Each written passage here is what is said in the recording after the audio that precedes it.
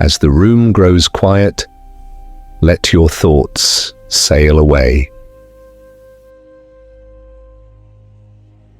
In the hush of the old world, before the hum of engines and the glitter of glass towers, the Middle Ages rested beneath a sky of quiet dust.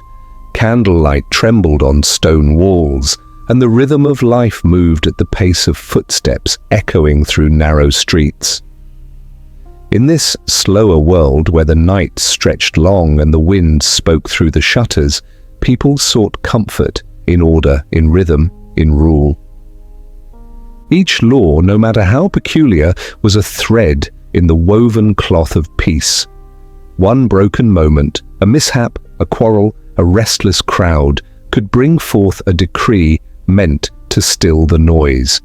From such small sparks came strange shapes of justice, a reminder that humanity, even then, longed for calm after confusion. Somewhere, a clerk dipped his quill, writing words meant to soothe a kingdom's unease. Somewhere, a judge whispered a sentence meant to hush tomorrow's fears. And so, parchment by parchment, the world grew heavier with rules. Gentle walls built not of stone, but of ink and intention. The air of that time carried the scent of wax and iron. Markets whispered with voices bartering bread and brass, and beyond the gates, the countryside rolled in muted green.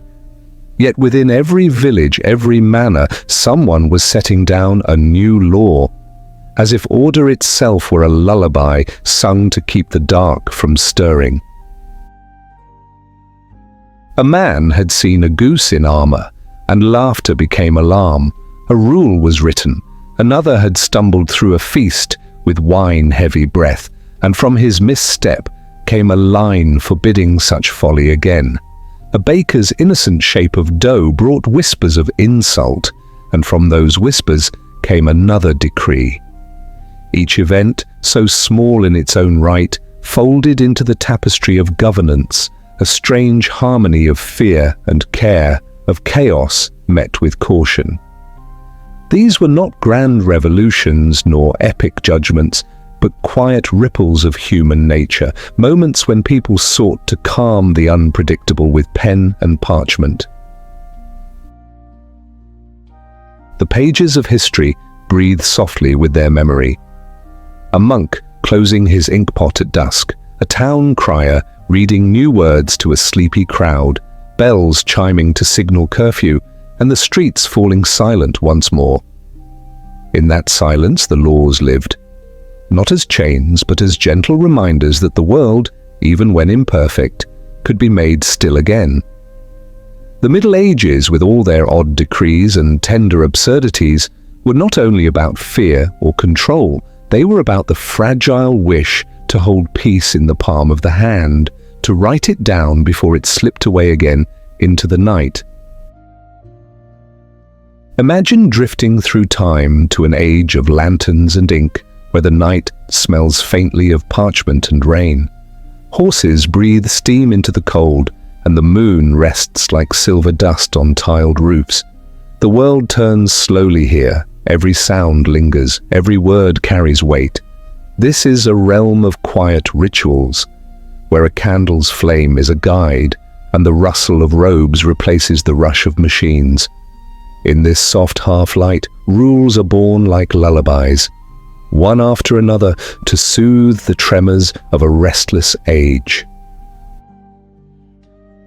As when something strange happens, a quarrel, a joke gone too far, a curious accident, it leaves behind not just a story, but a law, a decree written to keep the calm from breaking again. Each rule feels like a sigh across centuries, a small attempt to fold chaos back into sleep. The tale of these laws is not one of punishment, but of longing, for balance, for quiet, for a world that could rest without fear. And so tonight, as we drift into their memory, we'll walk slowly through that world, the Middle Ages, where every curious law began as someone's simple wish to make peace last just a little longer. the quiet trials of creatures. Once, in the gentle hush of the Middle Ages, the world believed that everything under the sun had a place in its grand design, even the smallest of creatures. In quiet villages wrapped in mist, where dawn broke softly over fields of silver dew, there were moments when animals stood before men in judgment. It sounds like a dream now, like something whispered from another lifetime, but back then, it was simply the way the world tried to make sense of itself. There was a tale of a humble village pig, a creature of mud and meal that wandered too close to the bounds of innocence. A child was harmed and hearts were stirred. The people, unable to find peace in silence, turned to the only order they knew. A trial, a verdict, a ritual of balance. The pig stood as the accused, the judge spoke solemnly, and the crowd waited beneath the pale sky. After that, the rulers of the realm decided such matters should not be left to whim or anger. They decreed that no animal should face judgment without formal consent, without the written word of authority. It was a law born not from cruelty, but from the strange tenderness of people trying to understand the unpredictable world around them. Soon, other stories followed, of roosters, of goats, of cows that somehow found themselves part of the same theatre of justice. In ink and parchment, their names were written beside the crimes of men, as if to remind the world that even chaos sought order, even absurdity desired a frame to rest within. Imagine it now, the sound of footsteps on stone, the rustle of robes, the low murmur of witnesses gathered in the fading light. The courtroom was not harsh, but oddly still, like the world holding its breath. A feather might drift through an open window. The creature before them blinked, unknowing, as words of judgment floated through the air like a prayer for balance. And when it was over, when the verdict was written, when the ink had dried, the village returned to its rhythm. The law remained, a quiet mark of the age's curious heart. In those fragile centuries, even in the smallest of trials, there was a yearning to weave order into mystery, to cradle fear in the gentle hands of reason. The goose in armor. Once upon a quiet afternoon, in the gentle heart of the Middle Ages, the world gathered for a tournament. The air shimmered with sunlight and dust, the sound of hooves rolling through soft earth, the gleam of metal beneath the wide blue sky. Lances were polished, banners drifted like petals in the breeze, and the crowd hummed with quiet delight. Among the knights stood one man, touched by whimsy or perhaps by wine, who brought with him not just his steed, but a goose, pale-feathered, bright-eyed, and wholly out of place among the armored lords of the field. With laughter and care, he fitted the small creature with a glimmering suit of metal, light as leaves, crafted to mimic the armor of men. It was meant to amuse, to charm, to make the crowd smile. But when the trumpet sounded and the air split with the charge, the world tipped from jest into disorder. The armored goose flapped and stumbled, its wings clinking against its tiny breastplate, scattering feathers like falling snow. Horses reared, riders faltered, the tilt descended into chaos. A storm of laughter and confusion winding through the sunlit field. When stillness finally returned and dust settled upon the ground, there came the hush of realization. What had begun as harmless delight had turned into disarray. The stewards, shaken and thoughtful, gathered beneath the fluttering banners and spoke softly of what had happened. They saw not the comedy of it, but the frailty, how easily mirth could break into mayhem. And so, a law was written. From that day onward, no creature, be it goose or hound or horse, was to be dressed in armor for sport. It was a simple rule, born from the wish to preserve the dignity of both man and beast, to keep the games from tumbling once more into gentle ruin. The tale of the armored goose drifted from voice to voice, told by firelight and memory. Some laughed, some sighed, and all agreed it was a curious moment, a small ripple in time, reminding people how even joy must be tempered with care. In the quiet years that followed, no geese bore armor again. Only stories did, light as feathers, bright as silver, carried softly through the centuries, until they too came to rest in the stillness of history. The Night and the Quiet Law of Sobriety. There was once a tournament beneath a sky of pale gold, a day of cheers, sunlight, and the soft gleam of polished armor. The field stretched wide and green, banners swayed lazily in the wind, and the air carried the scent of dust and wine. It was a season of celebration, and the knights had gathered to test their courage, their skill, and their pride. Among them rode a man whose heart was bold, but whose cup had been too full. His laughter had spilled with the wine, his hands trembling not from fear, but from the warm haze of drink. Still he mounted his horse, the crowd roaring as the trumpets called. The world shimmered before him, blurred at the edges, bright at its center, and he charged forward, a blur of motion and unsteady grace. What followed was not triumph, but tremor. His aim faltered, his lance swayed, and in a blink of fate's quiet mischief, harm was done. The crowd fell silent, dust drifted like mist. What had begun a spectacle ended in sorrow, a reminder that even the bravest can lose balance when laughter grows too loud. In the quiet that followed, the stewards gathered. They spoke not in anger, but in reflection. They saw that joy, unguarded, could turn to danger, that courage, clouded, could bring regret.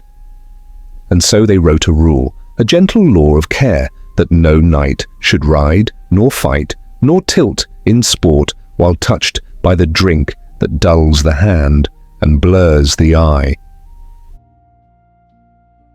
It was the first of its kind, a whisper of wisdom wrapped in parchment, sealed with wax. A law not of punishment, but of remembrance, to remind those who carried swords that mastery begins in stillness, and clarity is its quiet shield. As years drifted by, the story softened into legend. The drunken knight was never named, his folly fading into the folds of time. Yet the law remained, steady as the toll of an evening bell, echoing through halls and fields alike. And in that echo was something tender, a wish, perhaps, that every hand which holds power should also hold peace. That even in celebration there must be calm. That even in victory there must be grace. Under the hush of that ancient sky, the lesson endured, slow, gentle, and eternal. The Baker and the Crown of Bread. In a quiet corner of old London, where the streets curled like ribbons beneath the morning mist, there stood a small bakery. Its windows were warm with the glow of the oven, and every dawn the scent of fresh bread drifted out like a soft hymn to the waking world. The baker, a humble man with flour-dusted hands and steady breath, began each day before the city stirred, kneading, shaping, folding dreams into dough. One morning, as light spilled across the cobblestones, he decided to make something new. His fingers moved with care, curling the dough into loops and arcs until, almost without thought, it took the shape of a crown, gentle curves of golden bread, glimmering as it baked. It was beautiful, and when he placed it on the window ledge to cool, The sunlight caught its edges like a halo. But beauty can sometimes stir unease. Word spread, quiet at first, then louder. A baker's loaf that mimicked a royal crown. Whispers filled the marketplace, soft but sharp. Some smiled, others frowned. In the calm rhythm of his work, the baker had crossed into something delicate, the space where art meets authority. Before long, officials came, their cloaks brushing the flour-dusted floor. They spoke in hushed tones, not unkindly, but with the measured weight of order. The loaf was removed, the crown of bread set aside. Soon after, a decree was written, gentle in its phrasing, firm in its intent. No bread, no cake, no confection was to bear the likeness of regal or sacred symbols again. The baker returned to his craft, quieter now, his creations simpler, softer. Yet sometimes, as the dawn rose pale and tender, he would remember the golden shape that once gleamed upon his windowsill. The law had not meant to wound him, only to steady the fragile bridge between reverence and routine. And so London carried on. The streets humming, the ovens glowing, the scent of bread weaving through morning air. The crown-shaped loaf became a whisper of memory, a tale for apprentices told in calm, nostalgic tones. In the hush of those early hours, as he dusted his hands with flour and leaned into the soft hum of the oven, the baker understood. Even small things, a loaf, a gesture, a moment of beauty, can ripple quietly through time, shaping the rules that cradle our days. Nightfall. Rules. Night comes softly over the old towns like a shawl laid across quiet shoulders. Roof lines dissolve into the blue, and windows hold the last glimmer of day the way a palm holds warm water. In that tender in-between, when footsteps turn from hurried to slow, the small rules of a distant age begin to breathe. They are not heavy things, they are murmurs really, threads of guidance that kept the evenings smooth, the streets unruffled, the pulse of life even and low. In the courtyards where stone keeps the memory of sun, voices once rose in layered song. Harmonies drifted along corridors and out beneath the eaves, bright beads on an invisible string. And yet, as dusk deepened, the songs thinned, then rested. There came a rule, shaped by experience and the wish for calm. When the light slips away, let the music settle too. Not an ending, just a hush. Words written to keep the night clear as glass, so the mind could lean against it and feel safe. After sunset, melodies folded themselves like linen, set neatly upon the shelf of hours. Breath slowed, candles lowered, quiet, steady, kind. Farther along the lane, a path curls past a pond that carries the sky on its back. On warm evenings, laughter used to lean over the water's rim, and cups tilted with easy carelessness. One summer, the surface wrinkled with more than wind, a few fish faltered, and a ripple of worry passed through the town. So a line was added to the ledger of living. Keep drink away from the water's edge. Let the ponds hold moonlight, not mishap. From then on, the nights by the shore grew simple again, voices soft, hands empty, the mirror of the world untroubled, the creatures beneath it unbothered by the habits of those who walk on land. In the square, above the roofs where swifts stitch their late arcs, a bell waits in its frame. It has a large, patient heart. With each measured peal, it gives the air a calm shape. But wind can grow thoughtful in the wrong way, leaning and tugging until even well-meant weight slips from its place.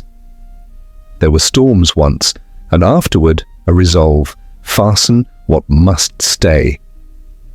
The bell was given quiet anchors, chains to hold it steady, cords to keep it from wandering. Not to silence it, but to make its voice reliable, season after season. And so the tone returned to its work, round and reassuring, the sound of metal choosing to remain. By day, the open field on the edge of town was a stage for bravado and bright motion. Pairs met there with quick eyes and sharper pride, and the grass kept a record of their steps. Time, however, is a patient teacher. After too many afternoons ran hot and then cold, after too many stories blurred at the edges, a new understanding took shape. Let fists unclench, let edges soften, let the arguments cool in their own shade. A rule spread gently through doorways and hallways, an unclenching written down, no more formal clashes, no more ritual harm. The field learned a new rhythm, springing under dance, under running games, under the ordinary joyful plans of ordinary days. When the evening bell, fastened now, dependable, gave its soft sign, another small custom began to feel right. It asked the mouth to keep its music tucked away until morning. Whistling, quick and bright as a sparrow's arrow, had a habit of pulling threads in the fabric of sleep. Children would sit up, stray horses would toss a thought, and dreams would step aside to let the high notes through. The towns chose stillness instead. After the bell, the streets belonged to footsteps and to the low woolen sound of night. The rule was not stern, it was simply a blanket. Tuck in the tune, keep the lanes serene, let the darkness breathe without ornament. Elsewhere, where workshops glow like small suns before dawn, another memory warmed into care. On a day too hot to hold its shape, a craftsman forgot the simple comfort of clothing. Work folded the mind into itself, and the body mislaid its modesty. Eyes widened, whispers traveled. By evening, the answer was ready. Dress your work as kindly as you dress your words. The notice went up in a handful of trades, a soft promise of neatness, of dignity for the passerby and the worker alike. In the mornings thereafter, you could hear the small music of belts and buttons, the honest chorus of fabric meeting task, all of it tidy as a well-swept floor. In a city of careful records where the nib of the pen loves a clean margin, a ledger once carried a singular entry about a bird whose morning had wandered into rumor. The town, mindful of how easily stories gather wind, decided that such tales should have steady legs. So they wrote a sentence for the future to lean upon. If you bring a claim, bring a witness too. Not to weigh the world down with caution, but to give truth a chair to sit on while it speaks. Paper, ink, and one small insistence on clarity, together they kept panic from becoming policy and wonder from being mistaken for anything else. Down the road, a place famous for grace of hand and eye watched its cobblers and dressers with a new patience. Shoes can be more than shoes. Sometimes they carry a whisper of superstition in their stitching, a rumor in the curve of a toe. To keep step with sense, a line was drawn. Leave charms to the stories. Let the garments be only garments. Alongside it, another gentle measure. Let points and flourishes find their limit, so walking stays walking, so beauty does not trip the body that wears it. Shops nodded, patterns softened, the pavements welcomed forms made to glide, not to startle. And because the horizon has always tempted the brave, there came a day when a lone experiment rose from a tower and drifted downward into a lesson. Air is a generous teacher, but gravity is precise. Afterward, a care was written quietly into the city's list of safeties. Keep bold flights for open fields and open days. Let rooftops and lanes belong to the grounded. It was not a dismissal of wonder. It was a boundary stroked smooth by experience, a way of saying, keep curiosity, give it room, protect the passerby. These were little rules, each one shaped like a hand placed gently on a shoulder. They were not meant to shine. They were meant to hold. When night unrolled, They help the towns move like water through a narrow bed, without hurry, without spill. Music found its resting place. Water kept its delicate calm. Bronze spoke only when intended. Pride set its weapons down and discovered new sports of laughter. Tunes waited until morning. Cloth covered the day's effort with quiet care. Stories sought company before they asked for belief. Shoes were simply shoes and steps were simple steps. Ambition found a safer meadow for its first attempts at sky.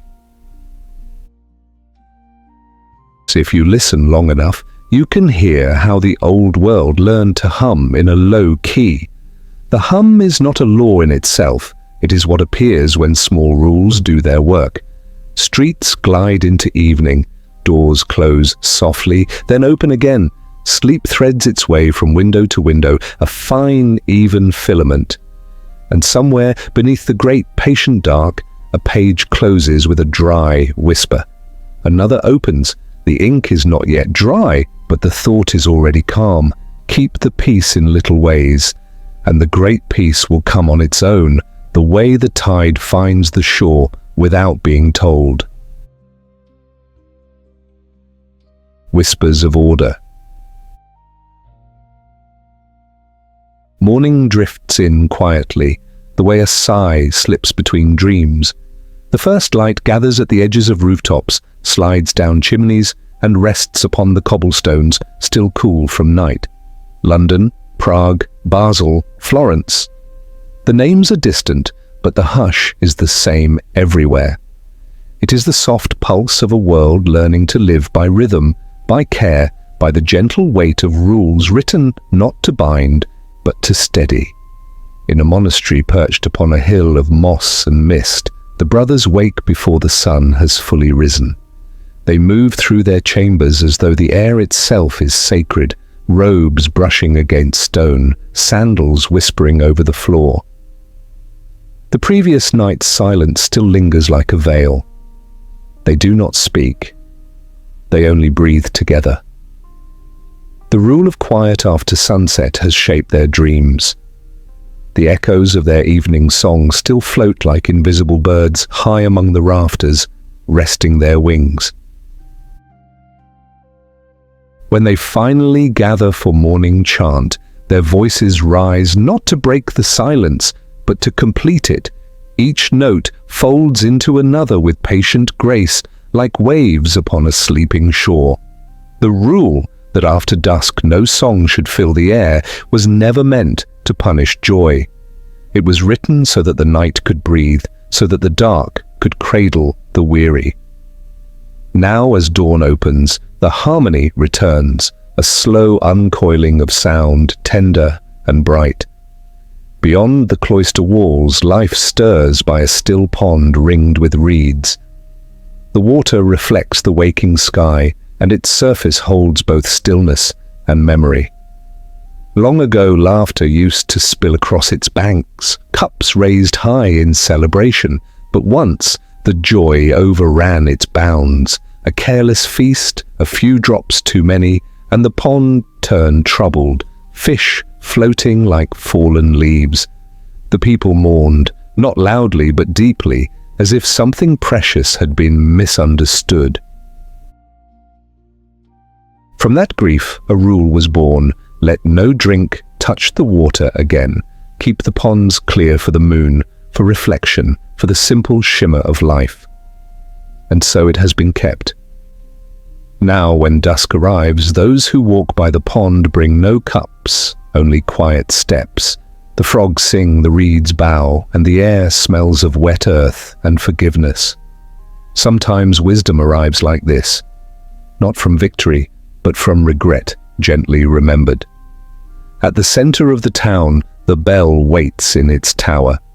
Once it was free to swing with the wind, to sing at whim, to lean dangerously when storms came, fierce and wild. One tempest too many loosened its moorings, and the bell, in its mighty innocence, tore loose. Its fall echoed through streets and hearts alike. So they tethered it, not to silence it, but to give its music safety. The law was simple: let each bell be bound to what it loves. Now, when the breeze blows through the square, the bell hums softly, its voice steady, dependable. Children listen from their windows, counting the pauses between tolls. The sound becomes part of their growing, a pattern they carry quietly into old age. It teaches them that strength too can be gentle, and that freedom sometimes means knowing where to rest. The fields beyond the gate are green again. Once, those fields were scarred with duels, blades meeting under the open sky, pride clashing in the name of honor. The grass remembers, though it speaks only in whispers. When the law came, forbidding such contests, some grumbled that valor would fade. But time showed otherwise. The field healed, and laughter returned. Now, on warm afternoons, children chase shadows where steel once flashed. Lovers walk slowly through the meadow, and merchants rest beneath trees, sharing bread instead of challenge. The law against dueling did not end courage, it redefined it. Bravery became the act of restraint, of choosing peace when pride called otherwise. And so the land grew softer, kinder, the kind of place where even the wind sounds like forgiveness. As evening settles again, another rule unfolds its quiet wings. The law of stillness after dusk, no whistling, no sharp sound to startle sleep, hums through narrow streets. Doors close gently, lamps glow behind curtains, and even the stray cats move as if tiptoeing through dreams. Whistling had once been innocent, a habit of wanderers, a tune for comfort, until it began to thread through too many nights, disturbing rest. So they asked for silence, and the people, understanding, gave it gladly. In that silence, the town discovered new sounds, the creak of a window, the sigh of the river, the distant breath of trees. It was as if the world itself began to hum in a lower key. The rule, though simple, made the darkness softer, a shared lullaby sung by absence. Elsewhere, in the workshop of Prague, the story is different, but not less tender. One morning, a craftsman came to work bare of shirt, lost in his thoughts, wrapped in nothing but the urgency of his labor. His hammer rang bright against the wood, unaware of scandal. But others saw, and laughter rippled where none was needed. A gentle law followed, one that asked all workers to clothe themselves with care, to honor both their craft and the gaze of others. Now each morning, the rhythm of buttons and ties joins the music of tools. Modesty becomes a shared song, work hums on, dressed in dignity. And though no one speaks of that first incident anymore, its echo lingers in the way people greet the day, tidy, deliberate, kind. In Basel, the memory of the rooster still glimmers like a small feather caught in sunlight. The town once gathered to question the bird's strange behavior, a creature accused of what no creature could intend. When the law came, it brought reason wrapped in gentleness. No accusation shall stand without witness. The parchment that carried those words felt lighter for its wisdom. It was not only about roosters, of course, it was about fairness, about how truth should arrive hand in hand with proof. The people learned to pause before judgment, to listen twice before they spoke once. In Florence, shoes became a matter of philosophy. Some pairs were said to be haunted, unlucky, cursed, unfit to wear. The rule that ended such fears was written almost like a poem. Let no leather carry legend. It taught them that comfort is a sacred thing, that imagination should play in stories, not in shadows of fear. The cobblers, grateful, returned to their craft with peace. Their shoes carried only steps, not superstition. And then, of course, there was the sky, that endless invitation above the rooftops. A monk, dreaming of wings, once tried to meet it halfway. His leap from the tower was brave, but the air, kind though it was, refused to hold him long. From that flight came a new care. No one shall attempt such soaring where others walk below. The rule was not against dreaming, it was a promise to protect both dreamer and passerby. The tower remains washed in gold each sunrise. Birds rest where he once stood. The law he inspired keeps the ground gentle and the air forgiving. And still, the dream of flight lives on, quieter, wiser, waiting for gentler wings. So the world continues, day into night, rule into habit, silence into peace. These small decrees, born from ordinary moments, shape a rhythm that hums beneath the centuries. They are the pulse of the Middle Ages, not as myth, but as memory, a heartbeat of care in a fragile time. And if you listen, even now you can almost hear it. The steady breathing of bells and fields, of ponds and cobblers, of monks and bakers and craftsmen, who all, in their quiet ways, learned that peace begins in the smallest of gestures. The ink fades, but the kindness does not. The world, even centuries later, still walks to the tempo those gentle rules once set. And under every soft law written then, one message remains unspoken but clear. Be tender with the world, and the world will rest easier in your hands. The gentle art of caution. Afternoon settles like warm tea in a porcelain cup. Streets glow in a color between honey and ash, and the day grows thoughtful, as if turning a page with careful fingertips. In this mellow light, another family of quiet rules takes shape, not to frighten, only to reassure. The kind of cautions born when people learn to treat uncertainty with a slower hand.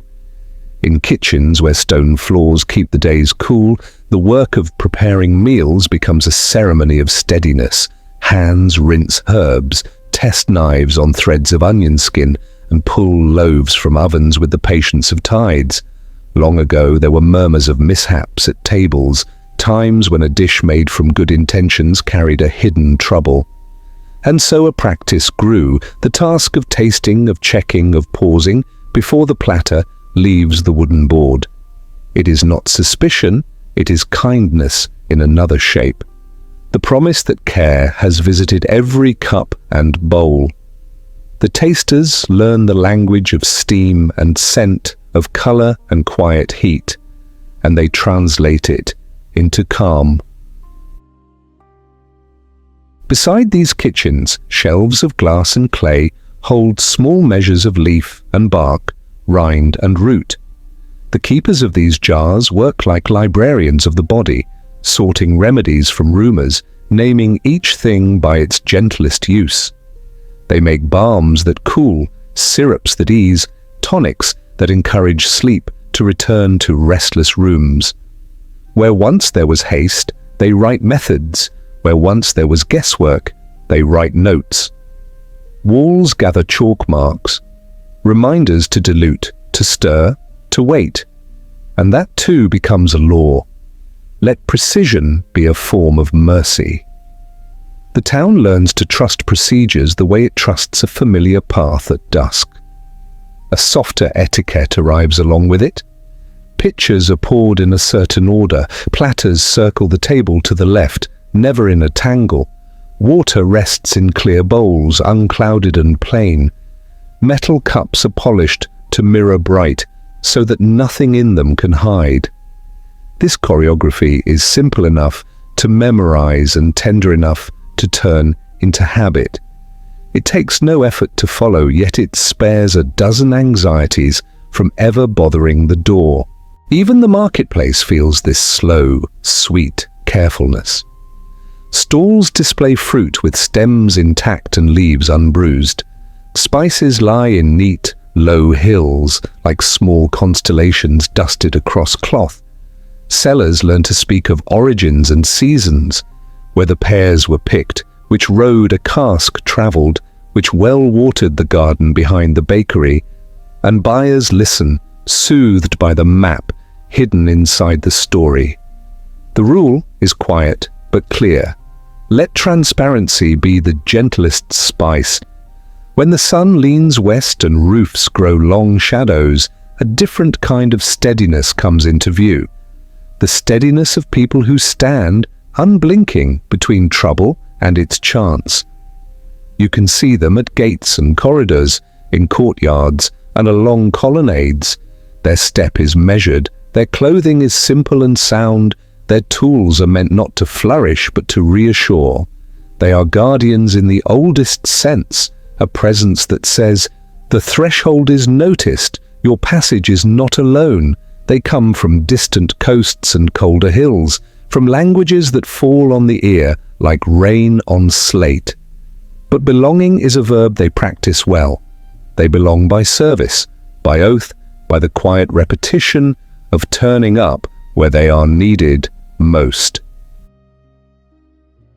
At ceremonies, they move like a tide of iron willow, flexible, rooted, not easily surprised. At meals, they keep to the edges, letting celebration glow without interference. In unrest, they become the town's deep breath, stepping in with calm that absorbs heat from the moment. No one writes long poetry about them, and they do not mind. The small thanks of untroubled evenings is enough. Their lore is short, almost shy of words. Hold the line, protect the hour, return the peace. There are other lines too, honest and clear, sketched across work and wonder. Crossroads gain signs that choose clarity over flourish. Courtyards post the hour when noise is welcome and when it should fold its wings. Lively inns adopt the practice of a hush after midnight, closing shutters not as a refusal of joy, but as a gift to mourning. The stable learns to tie its ropes in a way that unknots itself at a tug. Lamps at corners are trimmed at a regular time so that no one has to hurry along the dark. These are not strictures. They are lullabies made of routine. In homes, families adopt their own gentle codes. The chest by the door holds a folded cloak for anyone caught in rain. The kettle sits ready with a note that reads, "Simmer, then wait." Children who play in the lane know to wave at the window of the weaver who likes to count their passing. They do not startle her with sudden shouts. And if a guest knocks just as the bell marks evening, the house remembers the old, soft rule of hospitality. Light the second candle, lower your voice, keep your welcome simple as bread. On shores where boats ride the sleep of the tide, harbors learn to listen to weather. Flags tell true stories about wind. Ropes run the same paths around their moorings each day, becoming as reliable as a heartbeat. A posted list reminds sailors to treat the dock like a library at night. Boots tread without clatter, barrels roll without bang. If a storm gathers at the horizon, the harbor answers with a sequence of modest rituals, another lantern lit, another watch assigned, another line checked.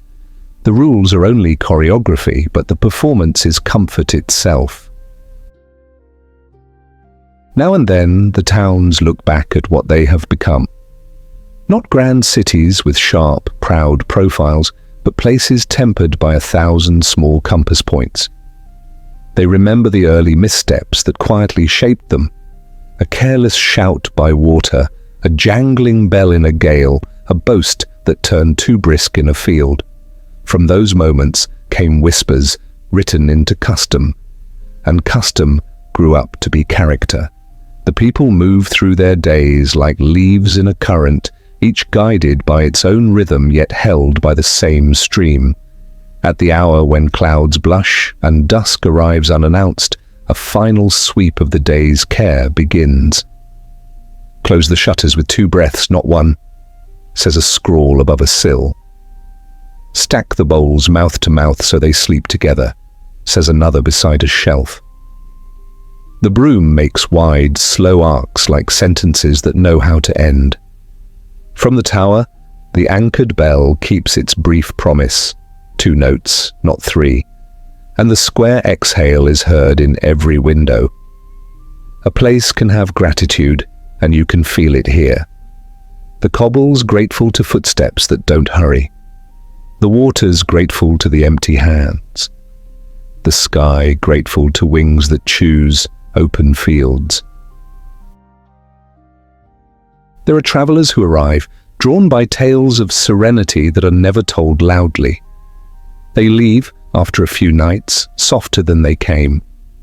They carry with them a handful of phrases learned without noticing. After the bell, hush, by the pond, hands empty. In the lane, voices low. At the door, kindness first. These are the souvenirs of a town that set its watch by gentleness. Years later, the travelers may not recount the details, but they will sleep better for having passed through.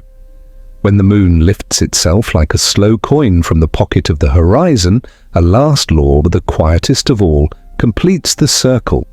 What can wait, waits. The cart that could rattle home now rests under a canvas. It will move at dawn. The letter that could shout into the night remains folded with its wax unbroken. Morning will lend it better manners.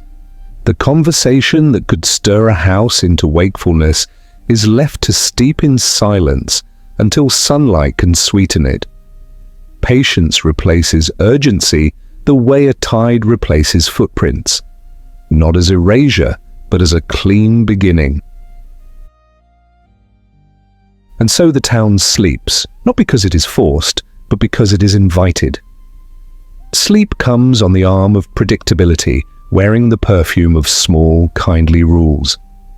Dreamers drift along familiar paths, through markets where fruit glows like lamps, past ponds that hold stars as if they were notes on a staff, beneath bells that keep their stations, over fields where grass rehearses a soft applause, along workshops lit by low lamps where shirts are buttoned before the day begins. Even in dreams there is a sense of being looked after, by habits, by caretakers, by the thoughtful inheritance of people who once learned a lesson and wrote it down for those who would follow. At the edge of night, close to the hour when only owls and bakers' fires keep company, a page is turned in some small room where someone tends to records few will read. The handwriting is measured and unhurried. Beside a line about market hours, a note appears about sweeping thresholds. Next to the reminder of how to fasten the bell's chain, a sketch shows a simpler knot discovered last week. Rules change the way rivers do, their beds adjusted by time and trust. But their purpose remains the same: to carry life forward smoothly, to ask nothing heroic from an ordinary hour. When dawn returns, as it forever does, the town will meet it with the souvenir of its sleep, an easier breath, a calmer gait, and the willingness to keep choosing the gentle option that turns strangers into neighbors and noise into music's rest. The laws will still be there, written in ledgers and, more importantly, in muscle memory. You could remove the ink and feel them anyway, like the way a hand finds the railing without looking, or a child lowers their voice at the sight of a candle. And if one asked what holds such a place together, not with a question, but with a gaze that hopes for the answer, the reply would not come as a speech. It would arrive as a scene, a door left slightly ajar for someone who is late, a rope tied safely around something that does not yet know it needs safety, a cup set down instead of refilled, a song paused at the window until morning sends it permission. This then is the gentle art of caution, not fear, not fuss, but the soft mathematics of care. Small acts added to small acts until peace becomes the sum of a day. Under that arithmetic, the Middle Ages, so often pictured as noise and clatter, reveal another face, a hush that lasts, a cadence that soothes, the enduring comfort of rules that learn to speak like lullabies. the taste of caution. The dawn arrives quietly over the castle kitchens, its first light touching copper pots and long wooden tables, still glistening from the night's careful cleaning. The air is cool, carrying a faint scent of rosemary and smoke. In this hush before the fires are stoked, the world seems to breathe through the rhythm of preparation. You can almost hear the heartbeat of history, slow, deliberate, waiting for the sound of a knife against wood, the whisper of cloth on polished metal. There was a time, long ago, when food itself began to inspire fear. The same hands that offered nourishment could also deliver harm, and in that realization, the smallest gesture, an unguarded sip, a bite too quickly taken, became something fragile, something worth protecting. The great halls that once roared with feasting began to move with greater care, as if every plate carried both promise and peril. Out of this quiet anxiety, a new devotion was born. Cooks became keepers of safety, their art deepened by vigilance. Each herb, each grain of salt, each drop of oil was measured not only for flavor, but for trust. The alchemy of nourishment and caution intertwined, making the kitchen a sanctuary where discipline and grace held hands. When rumors first whispered through the corridors of rival courts using potions disguised as kindness, no one wanted to believe them. Yet belief, once planted, grows like ivy. And so came the tasters, the ones who stood between the powerful and the unseen. They were chosen for their steadiness, for the calm in their eyes. A taster's work was both noble and tender, part devotion, part surrender.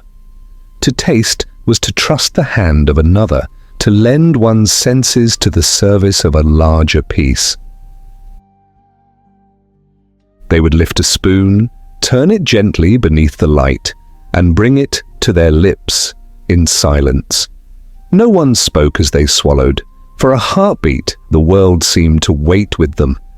If nothing stirred, if the pulse remained calm and the breath even, then the hall could breathe again. The ruler would eat. The guests would laugh. The evening would resume its golden glow. And the taster, having performed their small miracle of courage, would step back into shadow, unseen but deeply felt. In time, these rituals became woven into the very fabric of courtly life. What had begun as an act of fear evolved into an art of precision. Recipes expanded like prayers, full of careful instructions: boil thrice, taste once, cool by moonlight. New tools appeared, ladles of silver, bowls lined with tin, sieves fine enough to catch the smallest hint of corruption.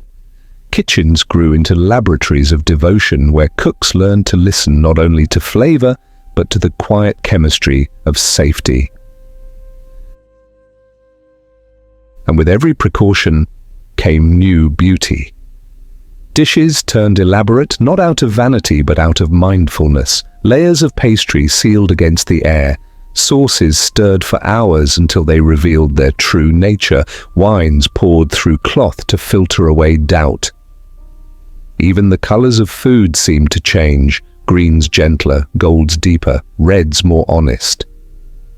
The act of eating became less about indulgence and more about reverence, a slow communion between maker and receiver. Beyond the palace, the art of caution spread like warmth through the cold corridors of winter. In markets and taverns, people began to share their own small rules: never leave a drink unattended, always taste the broth before serving, keep salt and sugar in separate jars lest confusion invite danger. These were not laws written in ink, but in habit, gentle customs that carried safety in their simplicity. In the royal kitchens, however, the rituals were near sacred. A meal prepared for a queen could take a day and a night, not for extravagance, but for assurance. The cooks would gather by candlelight, whispering recipes as though reciting spells. The head cook, part scientist, part poet, would mark each dish with a small symbol, a sign of its purity. And before the meal reached the hall, a taster would bless it with a single bite, a single act of faith. There was elegance in this slowness. The hiss of butter on hot metal sounded like the sigh of contentment. The soft clatter of knives, the low hum of voices, the rising warmth of the hearth, all of it became a kind of music. The kitchens, once chaotic with urgency, now moved in rhythm, as if each movement were part of a dance designed to keep the world in balance. At night, when the torches dimmed and the last plates were scrubbed clean, a hush settled over the room. The scent of baked bread and roasted herbs lingered like a memory. The tasters slept lightly, knowing their task was both humble and sacred. The cooks dreamed of spices, of safety, of perfection, measured not in taste, but in peace. And above them, in chambers lined with velvet and stone, the powerful slept without fear, cradled by the invisible care of those below. Thus the art of tasting became not merely protection, but a form of love, a promise written in the language of patience, flavor, and quiet faith. The alchemists of the kitchen. By mid-morning, the kitchens glow like a small constellation. Light bends on polished copper, and steam curls in pale ribbons that drift and vanish as if they were shy thoughts. The room moves in quiet measures. A ladle rises, a cloth is wrung, a pan settles onto the heat with a soft, agreeable sigh. What began as simple cooking has become a careful science of comfort, an art that treats safety as part of flavor. Cooks keep notebooks now, slim volumes tied with string. On their pages, time is written like music, minutes for a simmer, hours for a rest, a gentle line for cooling, a firm dot for sealing. Where earlier generations relied on instinct, this era leans on method. The sequence matters: wash, trim, blanch, chill, taste, note, repeat. These steps do more than guide the hand, they calm the heart. Precision becomes a lullaby that keeps worry asleep. The pantry is arranged like a library. Jars stand shoulder to shoulder, each labeled with quiet clarity. Dried summertime, late harvest honey, lemon peel candied on the cool days. Oils rest in dark glass, away from fickle light. Vinegars breathe behind wooden stoppers, their patience undisturbed. Nothing is hidden, everything has a place and a purpose. When the head cook reaches for a jar, the gesture is unhurried, as if greeting an old friend. Transparency itself becomes a gentle law. The more that is seen, the less there is to fear. At a long table, a small team tends to what they call the chain of calm. Ingredients pass from hand to hand in a rhythm that leaves no room for doubt. One washes, one trims, one tastes the plainest version before a single spice is invited. Then only when the base is trusted for its honesty do the flavors begin to gather. A bay leaf joins with a hush, clove arrives like a soft footstep, pepper wakes the surface with a mild sparkle.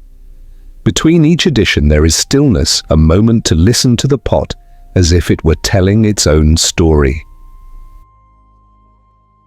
The taster's cup sits within reach, a small silver bowl with a lip shaped for careful sips. Tastings are frequent and light, just enough to meet the dish where it is and ask if it feels well. The tasters have learned to notice everything. The exact speed at which a sauce slides down a spoon, the way heat lingers at the back of the throat, a whisper of metallic brightness that might ask for a new pan. Their senses are instruments tuned each morning, rested each night. Along the outer wall, where air runs cooler, stands the bench of remedies, an apothecary's cousin curated for the stove. Charcoal in fine powder, lemon and milk set aside for clarifying broths, parsley ready to soften edges, rice to gather what should not remain. These are not cures for catastrophe, they are gentle corrections for little doubts. A stock that turned slightly cloudy is coaxed back to clarity. A syrup grows too eager and is soothed with a spoonful of water, warmed to kindness. The rule here is simple and kind. Small alarms deserve small answers. Utensils earn trust through repetition. Wooden spoons, smooth as riverstones, are seasoned by years of stirring only the good. Knives are cleaned at once, not later. Their edges are daylight, meant to be clear. Pans are chosen for character, some for their steadiness, others for their bright, precise heat. New pieces are watched like new apprentices and are given easy tasks at first. The room is full of these modest rituals, and each one removes a pebble from the path of anxiety. Etiquette extends beyond the stove. Pitchers are kept covered. Lids are lifted away from the face so rising breath can pass harmlessly by. Cups are poured in view of the person who will drink them, and plates never travel unattended. If a tray must wait, it waits within sight on a clean cloth with a note that says when it was placed and who will return for it. This choreography is not suspicion. It is courtesy in another language, the language of letting others rest. Markets feel the reach of this gentleness. Traders bring records of where and when, written in plain script. A basket of pears arrives with a line that reads, "Gathered at first light, washed in cold well water, carried in shade." Spices now travel in sealed cones of paper waxed along the seam, each stamped with the mark of the hand that filled it. The seal is a promise, and promises, like good bread, are tender things that rise best when left undisturbed. In the afternoon lull, when the fires are trimmed low and knives are resting, the cooks practice the slower crafts that make quick cooking safe. They salt fish in even layers and tuck it into cool stone jars. They scald milk before it dreams of turning and whisper it into custards that set without surprise. They keep a notebook of temperatures stitched to the inside of a cupboard door. Water singing, water laughing, water that thinks of boiling but does not dare. The language is their own, but the meaning is shared. Name the stages, and the stages will mind their manners. The staff trains together like a choir. New hands are guided through a ritual of touch and sight, how to test a pan with a drop of water and listen for the right kind of dance, how to scent a knife for the faintest memory of the last onion and cleanse it until the memory is gone, how to cool a syrup on the back of a spoon and read the gloss as if it were a letter. There is applause sometimes, a few soft taps of spoon on table, when someone learns to hear the exact moment a sauce decides to be itself. Evenings bring the rituals of proof. A small plate is set aside from each dish and labeled with the hour. It rests under a bell jar in the cool. If the night passes and it remains as calm as when it was covered, the kitchen records a quiet victory, nothing hidden, nothing sudden. This too is part of the law, the patience to let time speak before the feast does. And over it all, a philosophy settles like dusk over a field. The safest meal is the one made slowly by hands that show their work. Fear may have opened the door to these practices, but care keeps them. What began as defense becomes devotion. What began as vigilance becomes grace. The kitchens are still the heart of celebration, but now they thrum with a steadier beat, a rhythm set not by urgency, but by trust, tended hour by hour. When the trays finally leave for the long tables, silver steady, linen smooth, the room exhales. The tasters step aside, the cooks lean back, and the last pans turn their faces to the cooling air. A quiet remains like a held note that doesn't quite want to end. In that quiet, the rules feel less like rules and more like kindness made visible, 1,000 small decisions, all pointing toward the same simple promise: you may eat and you may rest. The Kingdom of Taste and Trust. By twilight, the castle hums like a living instrument.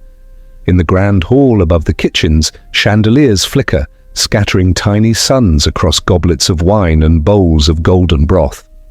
Below, the cooks and tasters move in a slower rhythm, a quieter world beneath the laughter. Their language is not of celebration, but of serenity, the steady music of care. The tasters sit apart, their table bare, except for small silver spoons and a jug of water, cool as is sigh. One by one they are called forward. The dishes come, delicate, shimmering, fragrant. Each one is greeted with reverence. They taste not to enjoy but to protect, their senses sharpened by purpose. Their gestures are deliberate, ceremonial. Lift, breathe, sip, wait, 10 seconds, 20, a glance exchanged, a nod that releases a room from tension. And above, unseen by them, the ripple of relief travels through the hall. Laughter returns, forks rise, conversation unfurls like silk. The Queen smiles without knowing exactly why she feels safe, but the reason stands quietly below her feet, carrying her trust like a candle through the corridors of heat and spice. Over years, this ritual becomes a rhythm of the realm. Every royal household, every noble manor, every monastery with a kitchen worth its salt adopts its own pattern of protection. In some, the tasters wear simple linen and sit among the cooks. In others, they hold rank just below the steward, their duty and honor earned through years of diligence and restraint. Their training is quiet and precise. They learn to read the language of the body: pulse, color, breath. They study herbs not only for healing, but for their hidden edges. They memorize antidotes the way poets memorize rhyme. And most of all, they learn patience, to wait, to watch, to let time confirm what trust cannot. Soon, manuals appear, bound in leather, written in the steady script of those who believed the art of safety deserved elegance, the measure of heat on the honest table, the taster's chronicle. Their pages teach the philosophy of balance: no fear, only attention; no haste, only order. They list the signs of spoil and the virtues of calm water. They describe how to cleanse a spoon, how to smell a broth before it speaks, how to store the salt that guards against corruption. To read them is to feel the pulse of a civilization learning to slow itself, learning that peace begins in the kitchen. In these texts, food ceases to be mere sustenance. It becomes an expression of harmony, a bridge between earth and grace. The preparation of a meal mirrors the shaping of law itself. Both are acts of patience, meant to hold chaos at bay. A careless cook and a careless ruler share the same flaw. Haste. A steady hand, whether at the cauldron or the throne, is what keeps the world from trembling. And so the laws of the table rise into the air like incense, drifting beyond the kitchen into the architecture of governance. In council chambers, scribes speak of the rule of taste as they draft decrees. The king's advisors adopt the kitchen's method: check, balance, wait, test. They quote the same proverb cooks whisper over simmering pots: nothing is safe until it has rested. Palaces echo with the calm discipline of kitchens. Orders are issued with clarity, shaped like recipes.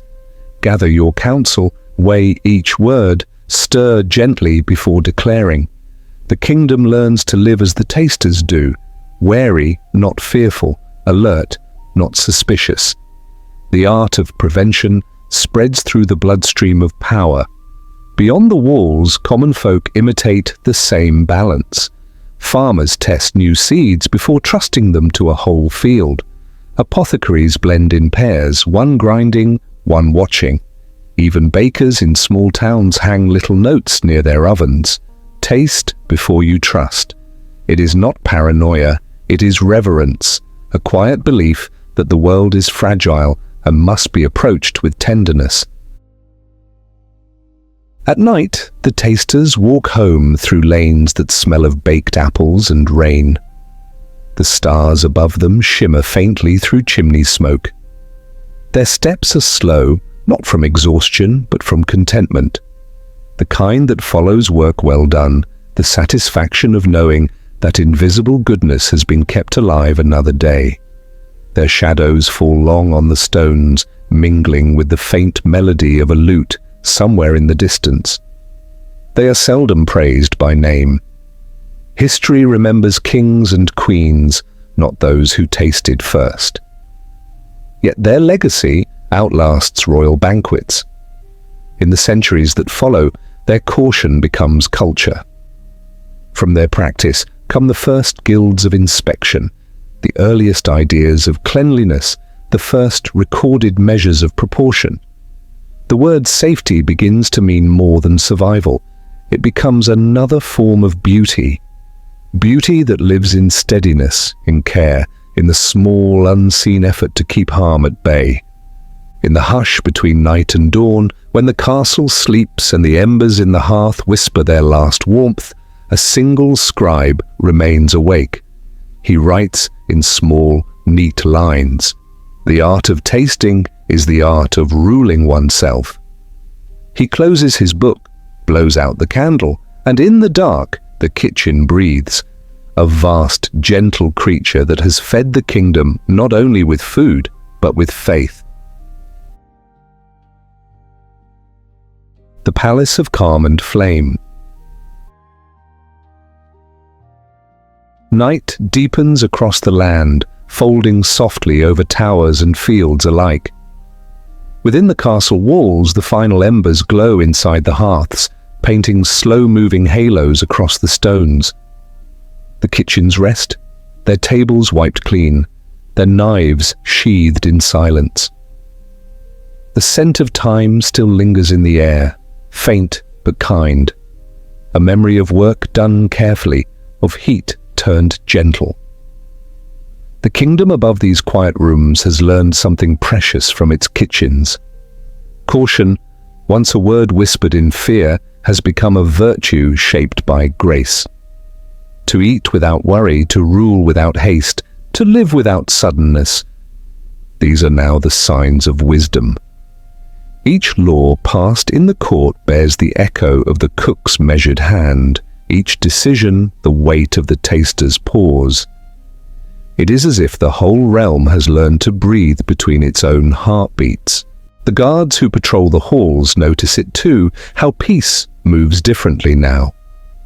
The air feels even, balanced.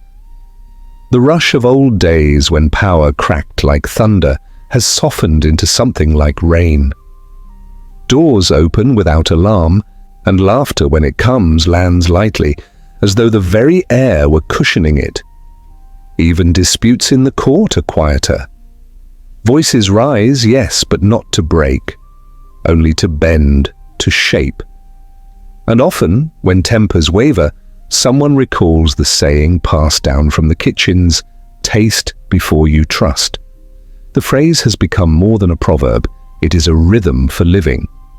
In the palace, there is a small room overlooking the herb garden, a place reserved for reflection.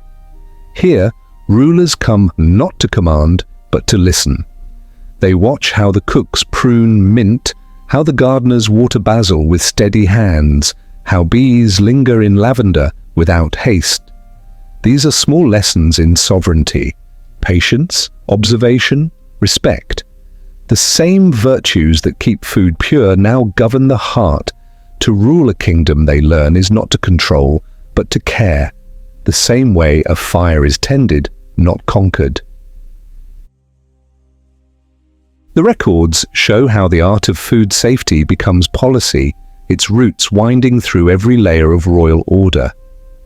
Inspectors are appointed to markets, wells are tested for purity, harvests are timed to the moon's gentler phases, bakers are taught to keep salt dry, brewers to test their barrels for sweetness before sealing them. The smallest habits become sacred, and each is treated as a note in a much larger song. The nation begins to move to this new rhythm, slow, deliberate, trusting that peace is built in teaspoons, not triumphs. And yet the story is not one of solemnity. There is joy, quiet and plentiful.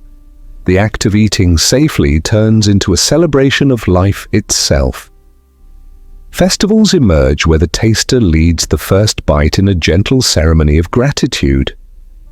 Children learn to cook beside elders, understanding that to feed is to protect.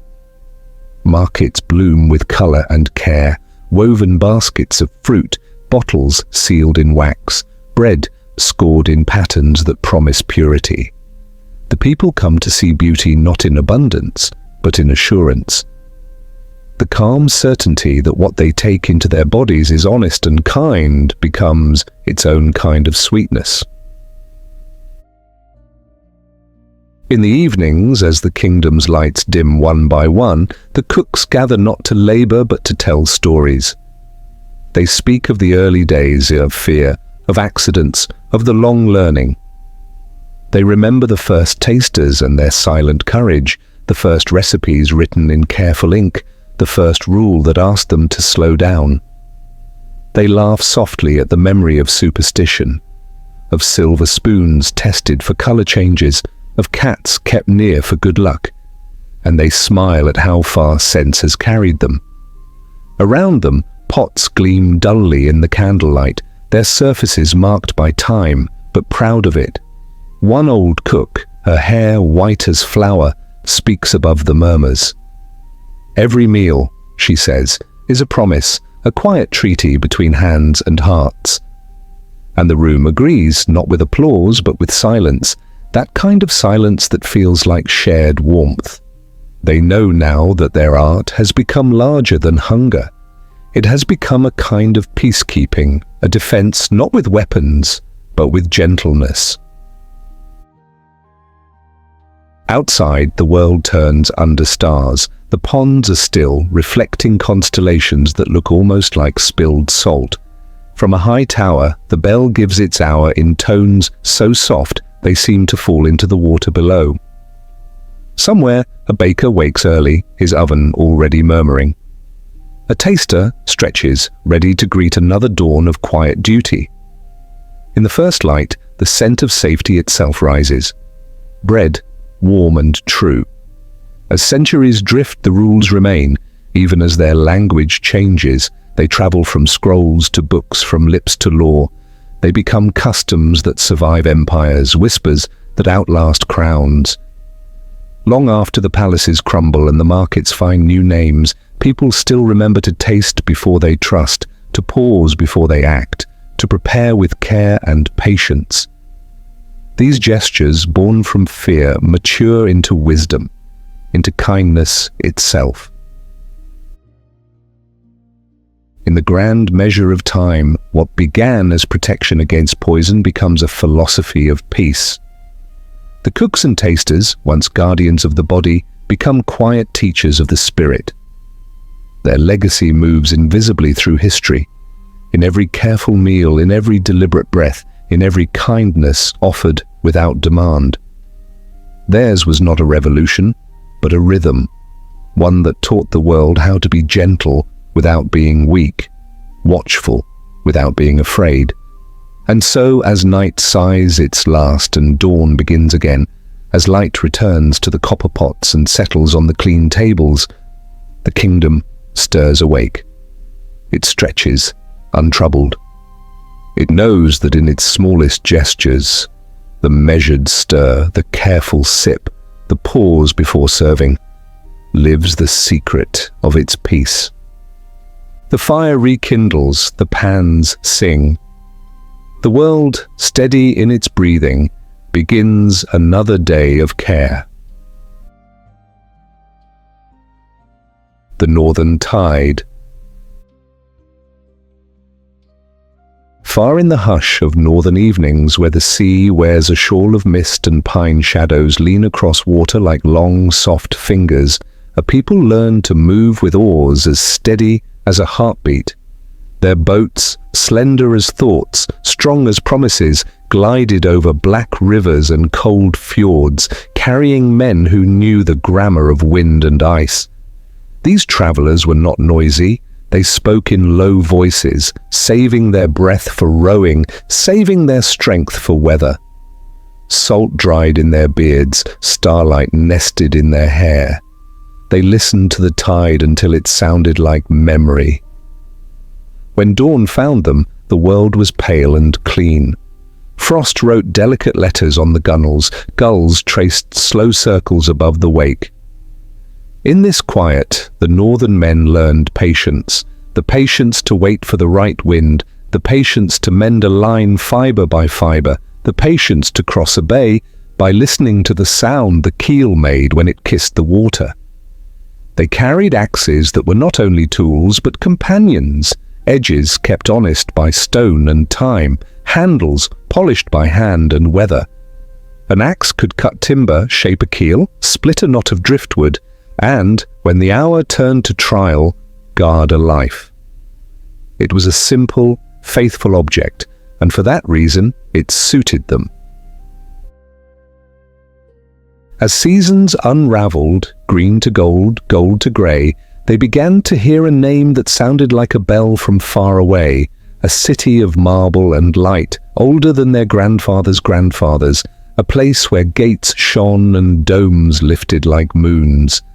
Between northern waters and that gleaming town flowed a braid of rivers and portages, lakes and markets, camps and fires, where traders spoke in many tongues. The road was not a road, but a current made of stories and effort, bending southward through forests and plains. Some called it a path to fortune, others said it was a path to service. They pushed their boats into this current and let the journey begin. The oars dipped and rose, snowmelt ran bright along muddy banks. Reeds leaned, listening. There were mornings so clear that mountains seemed near enough to fold, and nights so dark the stars looked like embers saved from an ancient hearth. At rapids, the men slipped into the water, lifted their light hulls onto shoulders, and walked the stones with slow precision. They did not hurry the river. They learned its moods and answered with steadiness. Along the banks, villages watched them pass, their quiet industry, their courteous trading, their habit of sleeping in shifts so that dawn would always find one pair of eyes, already awake. Sometimes the river bent through a market town where furs and wax changed hands, where honey shone in clay jars, where iron rang softly from a smithy behind a woven fence. There the travelers traded without fuss, a coil of rope for dried fish, a hide for a handful of fine nails, a length of tarred cord for a bundle of onions to perfume the next pot. They watched, they learned, they smiled with their eyes. Then they rowed again. Days slid by with the metronome sound of wood on water. Weeks gathered behind them like a trail of quiet oar prints. Between river and lake, between lake and river, the men found a rhythm that asked little and gave much. Lift the boat, breathe, step. Set it down, breathe, step. When the wind favored them, they raised a square of cloth and let silence pull them forward. When rain pricked the surface in silver, they rode beneath it and felt the cold as a kind of clean. Fires were small and carefully tended. Meals were simple and warm. At night, they shared stories not to boast, but to keep the mind from wandering off into worry. They spoke of safe harbors, of fair bargains, of the time a wounded gull sat in the bow and slept for a whole hour before choosing the air again. The story made them smile. Farther south, the rivers widened and the air grew softer. Market cities gathered like beads along the waterways. There, they learned new measures of distance, not by miles, but by flavors. This town tasted of dill and spruce, that one of walnuts and smoke. In one city they found stone walls that held the sun for hours after it had fallen. In another, a wide square where linen hung like pale sails from attic windows. In each place they left as gently as they had arrived, the keel sliding into water with a sound like a page turning. Then the rumour became a shoreline, the shoreline became a sea, and the sea opened into a world of coloured roofs and bright, patient domes. The city rose from its own reflection, terraces stacked like careful thoughts, gates high and sure. They pulled their boats along the final inlet and let the oars rest a while. The air tasted of salt and spice. Bells, unfamiliar and clear, crossed the water in low, glassy tones. In that moment, the northern men felt the distance they had travelled settle into their bones, not as weight, but as a kind of music. They came not as conquerors, but as keepers. Their hands were used to work, their faces were built for weather. They were men who understood a threshold, how to stand in a doorway without intruding, how to take their place along a wall and become part of it, how to listen for the step that should not be there and meet it with calm. In their chests, the old northern tide moved on, steady as ever. In their eyes, new light made new vows. When they laid their axes across their palms and bowed their heads, the gesture said everything. Here is a promise, it meant. A promise to watch when others sleep, to stand when others sit, to be the last to leave. When leaving is all that remains. The city accepted the promise the way earth accepts rain, without speech, with relief. And so began a long service that would stretch from the reign of Basil, who loved the strictness of patience, to the late centuries when gold grew thin and the maps grew complicated. But all that would come later. For now, evening settled over the harbour. The boats rocked without complaint. The men rested their oars and felt warmth return to their fingers. Somewhere high above, a light moved along a parapet, the slow, small arc of a watchman's lamp keeping company with the stars. The northern tide had reached its quiet shore, and in that hush, an oath took root, deep and evergreen. The oath and the axe. Morning unfurled slowly across the roofs of Constantinople.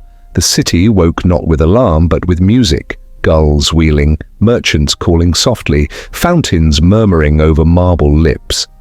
Inside the palace, corridors of polished stone caught the light like quiet rivers, flowing past mosaics that shimmered when footsteps passed. It was in these halls the northern men found their place, not as guests, not as strangers, but as the calm that stands behind splendor. They were called the Varangians, a name that meant oath or companion, or perhaps both. To the Byzantines, they were the foreign guard who never flinched. To themselves, they were simply men who had found purpose in loyalty.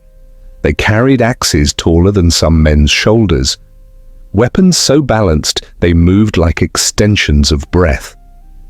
Yet in their stillness, there was no threat. They did not raise their voices, did not boast of battle. Their strength lived quietly in the way they stood, alert, grounded, present. Their days began with the first strike of the palace bell. In the courtyard, under fig trees trembling with dew, they gathered to polish metal and bind leather. The scent of oil and iron mingled with jasmine from the gardens beyond the walls. The sound was not of an army, but of preparation, steady and sure, like a blacksmith's heartbeat. When the emperor rose, one guard led the procession, another followed. The rest lined the passages with patient stillness. Wherever he walked, the air seemed heavier with calm, as if the very presence of the Varangians reminded fate to behave. They did not understand every word spoken in the imperial tongue, but they understood tone. Reverence needs no translation. When the emperor spoke, their heads inclined by instinct, the gesture both warrior and servant. They had been hired for their skill, yet what made them precious was their silence. They did not plot, did not gossip, did not weave intrigues into the air as courtiers did. Their loyalty was pure, almost old-fashioned, like a northern winter. Absolute, unornamented, true. In the evenings they trained by torchlight. The courtyard echoed with the rhythmic sweep of axes, the shuffle of boots on stone, the deep exhale of men who practiced until their breath and blade became one. They did not shout commands. One man moved, another followed. The pattern rippled outward like waves from a dropped pebble. To watch them was to see patience turned physical, repetition as meditation, strength as quiet discipline. The Byzantines called them the Emperor's Wall. It was not a poetic exaggeration. When unrest stirred in the city, as it sometimes did, the Varangians stood between palace and mob, between order and fever. Their axes were not raised to threaten, but to remind there are limits, even to chaos. And the crowd, seeing those calm northern faces, would often melt away before the first command could be given. In calmer hours they guarded the treasury, the vaults where gold coins whispered in the dark. It was said no Varangian ever stole a single coin, even when the empire trembled. Their honor was a kind of wealth that did not glitter, but it held the world in balance. When officials passed through, weighed by suspicion, the guards remained still, steady as columns, silent as prayer. The light from their polished axe heads danced over the walls like ripples of assurance. Some nights, when duty ended and the city glowed under a tired moon, they would walk the harbor's edge. The water sighed against the docks, ships swayed in slow harmony. They would speak in low tones of home, of fjords and pine, of frost on oarlocks and the way stars looked larger in the northern dark. The youngest among them would listen, tracing the sound of old words through a haze of half-forgotten grammar. Home was far but not gone. It lived inside the rhythm of their breath, inside the calm that work required. They became known for endurance, not just of body, but of time. When emperors changed, they remained. When alliances bent, they stayed straight. Their oath was not to a name, but to the idea of duty itself, something larger and cleaner than politics could stain. The Byzantines, who lived in a web of silken schemes, learned to respect that blunt honesty. To them, the Varangians were like a northern wind that swept through perfume. Cold, clarifying, necessary. Basil II, the emperor who first welcomed them, understood their nature better than most. He trusted them as he trusted his own resolve. Both were tempered by patience. Under his rule, they flourished, their loyalty mirrored in the discipline of his reign. When he led campaigns, they followed at his side, not behind. When he returned, they stood at the gate until every soldier had passed. They were the last to rest, the last to eat, the last to complain. In time, the city learned to measure its peace by their presence. When the Varangians marched, the streets grew quiet. When they saluted, courtiers felt their ambition shrink to size. They were not beloved in the way minstrels are loved, they were respected in the way mountains are, immovable, undeniable. And yet within that strength there was grace. They could be gentle with children, courteous with servants, patient with elders. They bowed to monks, nodded to gardeners, shared bread with sailors. Their code allowed no arrogance, it demanded only presence. Perhaps that was their truest weapon, not the axe, but the calm behind it. As night closed around the palace and oil lamps painted their armor in gold, the Varangians stood their watch. Beyond the gates, the city whispered its 1,000 languages, but within the walls there was only the sound of breath and the faint hiss of torches. A moon climbed the dome above Hagia Sophia, pale and round, reflecting off steel like a distant memory of ice. The men looked up once, briefly, then back to the dark corridors they guarded. Their journey had brought them far from the lands of snow, yet here, in the warm silence of duty, they felt at home. The northern tide that had carried them south now flowed inward, a current of devotion, unhurried and sure, winding through their heart like a song without end. The golden years. The years that followed were the Empire's calm middle breath, a time when the air itself seemed gilded. Byzantium stood between continents like a dream, half of stone, half of light. Ships came and went beneath her walls, sails full of spice and rumour. Bells rolled across the harbour, carrying the city's pulse into the sea. Inside those vast rhythms, the Varangians moved like quiet punctuation marks, small pauses of certainty between the Empire's grand sentences. They had become legend already, though they lived simply. Children whispered of them, calling them the Emperor's shadows. Market folk nodded when they passed, noting their height, their pale eyes that caught sunlight like silver. Poets wrote lines about their axes, how they gleamed like frozen lightning, though in truth most days the blades were dull from training, polished only at dusk. They were not creatures of glory, they were the keepers of its edges. Their quarters were near the imperial gardens, where olive trees leaned over quiet fountains and nightingales rehearsed their moonlit songs. Here, the guards slept lightly. Even their rest had structure, 2 hours on, 2 off, each rotation marked by the soft toll of a bronze bell. In the mornings, the sound of sharpening stones and running water wove together like gentle music. Those who heard it said it reminded them that safety itself has a sound. Though warriors, they lived almost monastic lives. They rose with the sun, trained until sweat drew patterns on the dust, ate together without noise, and spoke only what was needed. The axes they carried were treated with reverence, not for killing, but for what they prevented. When they oiled the metal, their motions were rhythmic and slow, as if tending an altar. For each stroke of the cloth, a thought of protection. For each turn of the blade, a silent promise renewed. Their leader, the Akaluthos, was a man of few words. His eyes held both sea and snow, his voice the weight of weather. He taught them to stand still even when chaos begged movement, to measure their hearts before their steps. He reminded them often that loyalty was not a chain, but a light, one that guides rather than binds. They listened, and the lesson took root so deep that even centuries later, storytellers would call them not merely guards, but the conscience of the Empire's throne.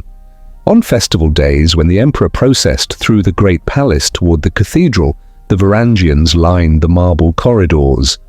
Their armor caught sunlight and gave it back gently, scattering glimmers like fish beneath clear water. As the Emperor passed, incense curled through the air and rose to meet the domes. The people cheered, but beneath the noise was the quiet assurance of their presence. Men who would rather die standing than live disloyal. They did not seek war, but when it found them, they moved with patient precision. On campaign, they were the last to march and the last to rest. Their discipline made them a strange sight to allies who mistook silence for hesitation.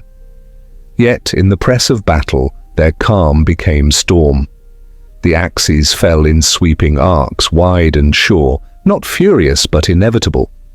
They fought the way they rode their northern rivers, steady, relentless, measuring each strike by breath.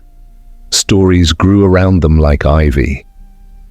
It was said a Varangian could walk through a burning hall and not flinch until the emperor was safe. It was said that when others fled a broken line, they stood, their shields forming a quiet geometry of defiance. And in those stories there was truth enough. They were the last to leave, always. When peace returned, their lives folded back into gentleness. They frequented the small taverns near the harbor, where Greek sailors and Norse wanderers traded songs. There, over honeyed wine and low laughter, the sound of languages mingled, words rolling from one tongue to another, soft as tide meeting tide. Some guards married local women, their children inheriting both the northern calm and the southern light. The empire absorbed them, and in return, they lent it endurance. As years turned, emperors changed, and yet the Varangian Guard remained, a constant like the echo of a bell. Their loyalty became almost mythic, their presence part of the architecture itself. Mosaics in the palace began to show their figures beside angels, tall, steady, bearing axes that caught eternal dawn. To the Byzantines, it seemed fitting. To guard the emperor was not so different from guarding heaven's gate. In their golden years, the Varangians stood not as conquerors or mercenaries, but as quiet architects of stability. They held the balance between ceremony and sincerity, between power and peace. Theirs was a discipline so calm that even time respected it. And though they never wrote their own chronicles, their silence became its own record, a language of stillness carved into the centuries. At night, the palace windows glowed like lanterns above the sea. The guards leaned on their axes and watched the stars reflected in the dark water below. Perhaps they thought of home. Perhaps they thought of nothing at all. The city breathed around them, vast, glittering, unending, and they stood like the pulse of its heart, keeping time. The last to leave. The centuries grew older, empires always do. Stone softens under the touch of weather, gold fades in its own reflection, and the echoes of glory begin to sound like lullabies sung to themselves. Byzantium, that city of domes and sea light, carried on through seasons of triumph and trembling. And still, beneath those painted ceilings, the Varangians remained. They grew grayer, their accents blending into the city's music, their axes now as much symbols as weapons. They had become part of the architecture, living pillars of a dream that refused to crumble. By the 13th century, the empire's breath had slowed. Borders shifted like tired waves, and foreign banners began to circle the horizon. In the markets, the talk turned cautious. Gold was still gold, but there was less of it. Promises took longer to reach fulfillment. Yet within the palace, the watch continued. The Varangians stood as they always had, boots on marble, eyes on corridors, minds on duty. Their numbers had thinned, their hair silvered, but the rhythm of loyalty had not changed. The young among them, sons of old guards and local wives, still learned the same motions: how to salute with grace, how to bow without lowering the spirit, how to keep the axe clean of rust and cruelty alike. They learned to measure honor not by conquest but by constancy.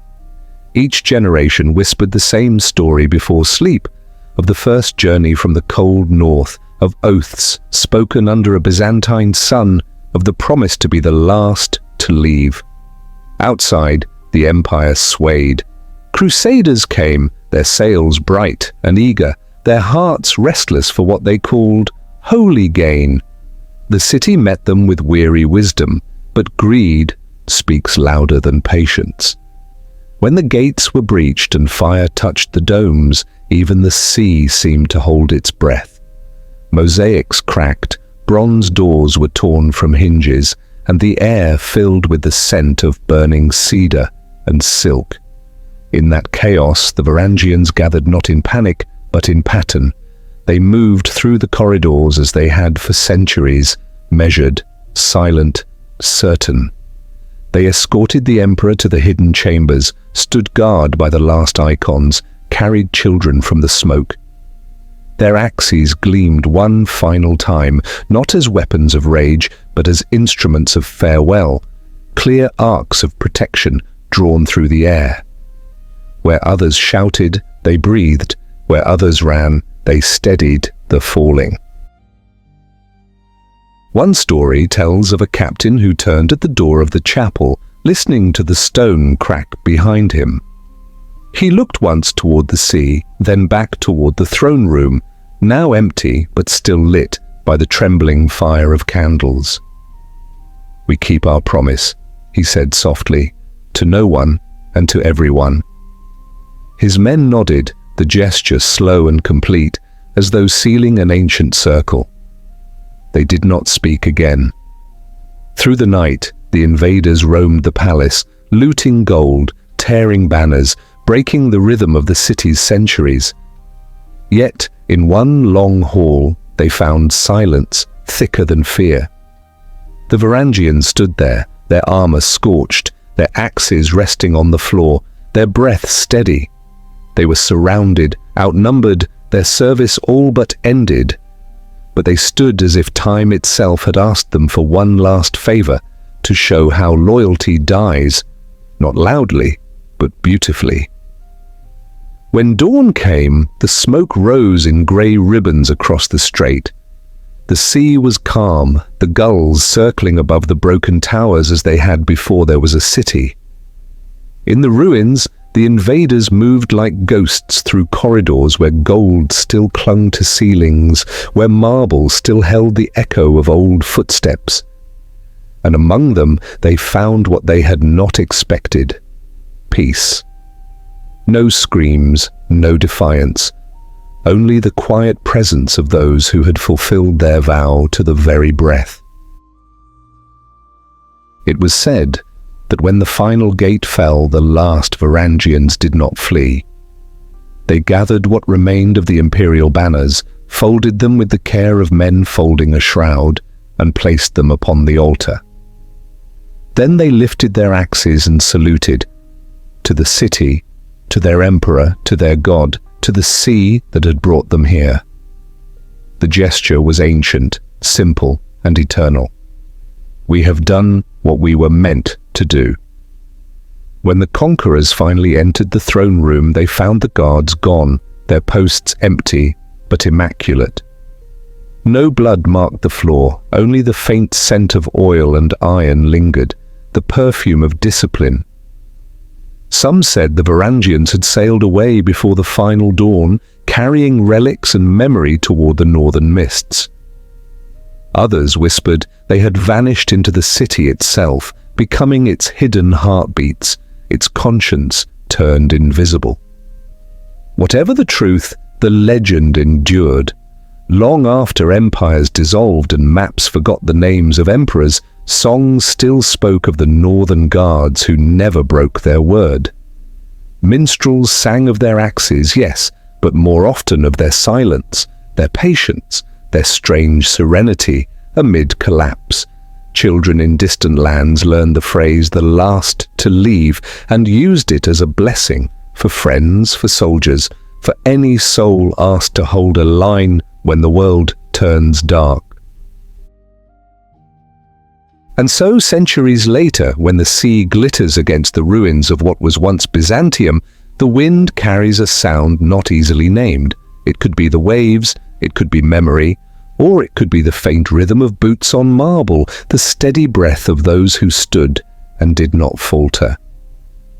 Their oath lives not in the pages of chronicles, but in the quiet dignity of endurance, in the truth that some loyalties outlive the walls they guard.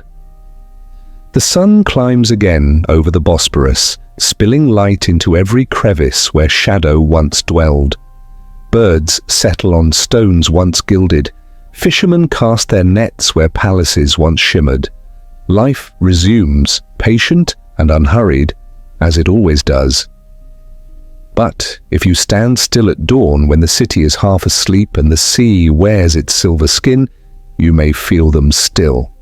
The calm, invisible company of the Varangians, keeping watch over a world that forgot their names but not their promise. They were, and remain, the last to leave.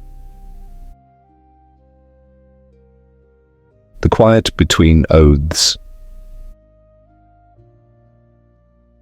In the long shadow of banners, where wind carried the faint chime of metal and the dry whisper of dust, men once gathered for causes greater than themselves. They came from coasts and valleys, from cold fields and crowded harbours, all following the same bright thread of promise, faith, honour, destiny. But promises, like daylight, change as they travel. What began as light in the heart could dim into the slow glow of embers by the time it reached the battlefield. Between oath and survival lay a wide country of choices, quiet and grey. Days on the march blurred into one another. The sound of boots in sand, the smell of leather warming under the sun, the murmuring of tired voices that spoke more of thirst than of glory.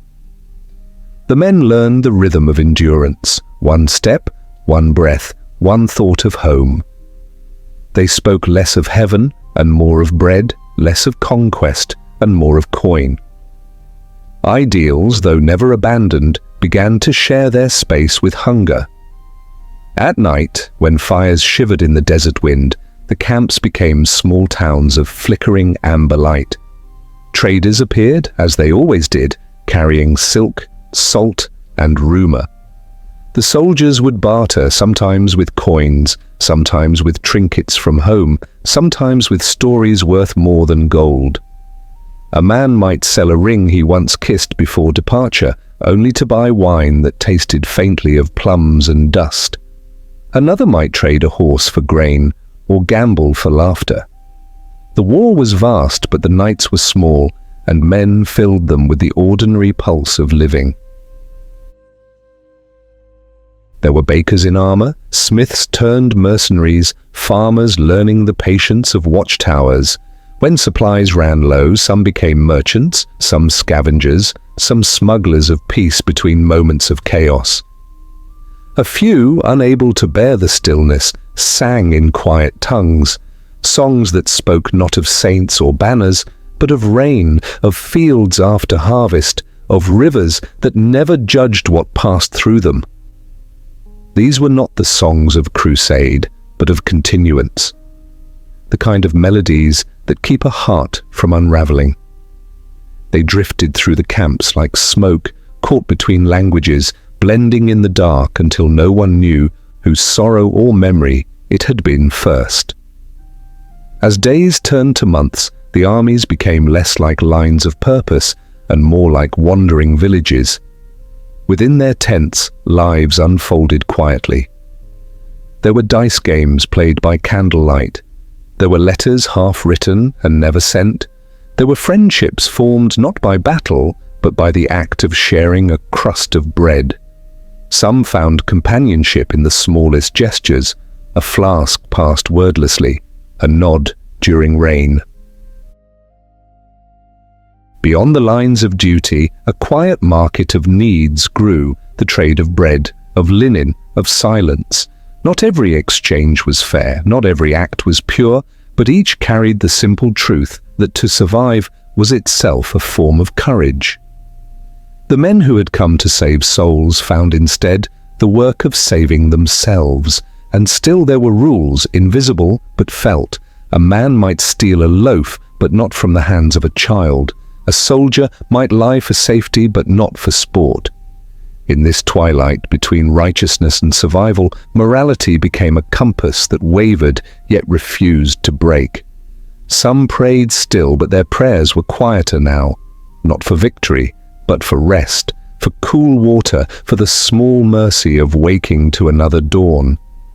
When the sun rose again, the banners caught its light and shone as if nothing had changed. Trumpets called, hooves struck earth, and for a few brief hours the army remembered its oath. But even as they marched, the men carried within them that other rhythm, the rhythm of trade and tenderness, of necessity, made gentle by fatigue.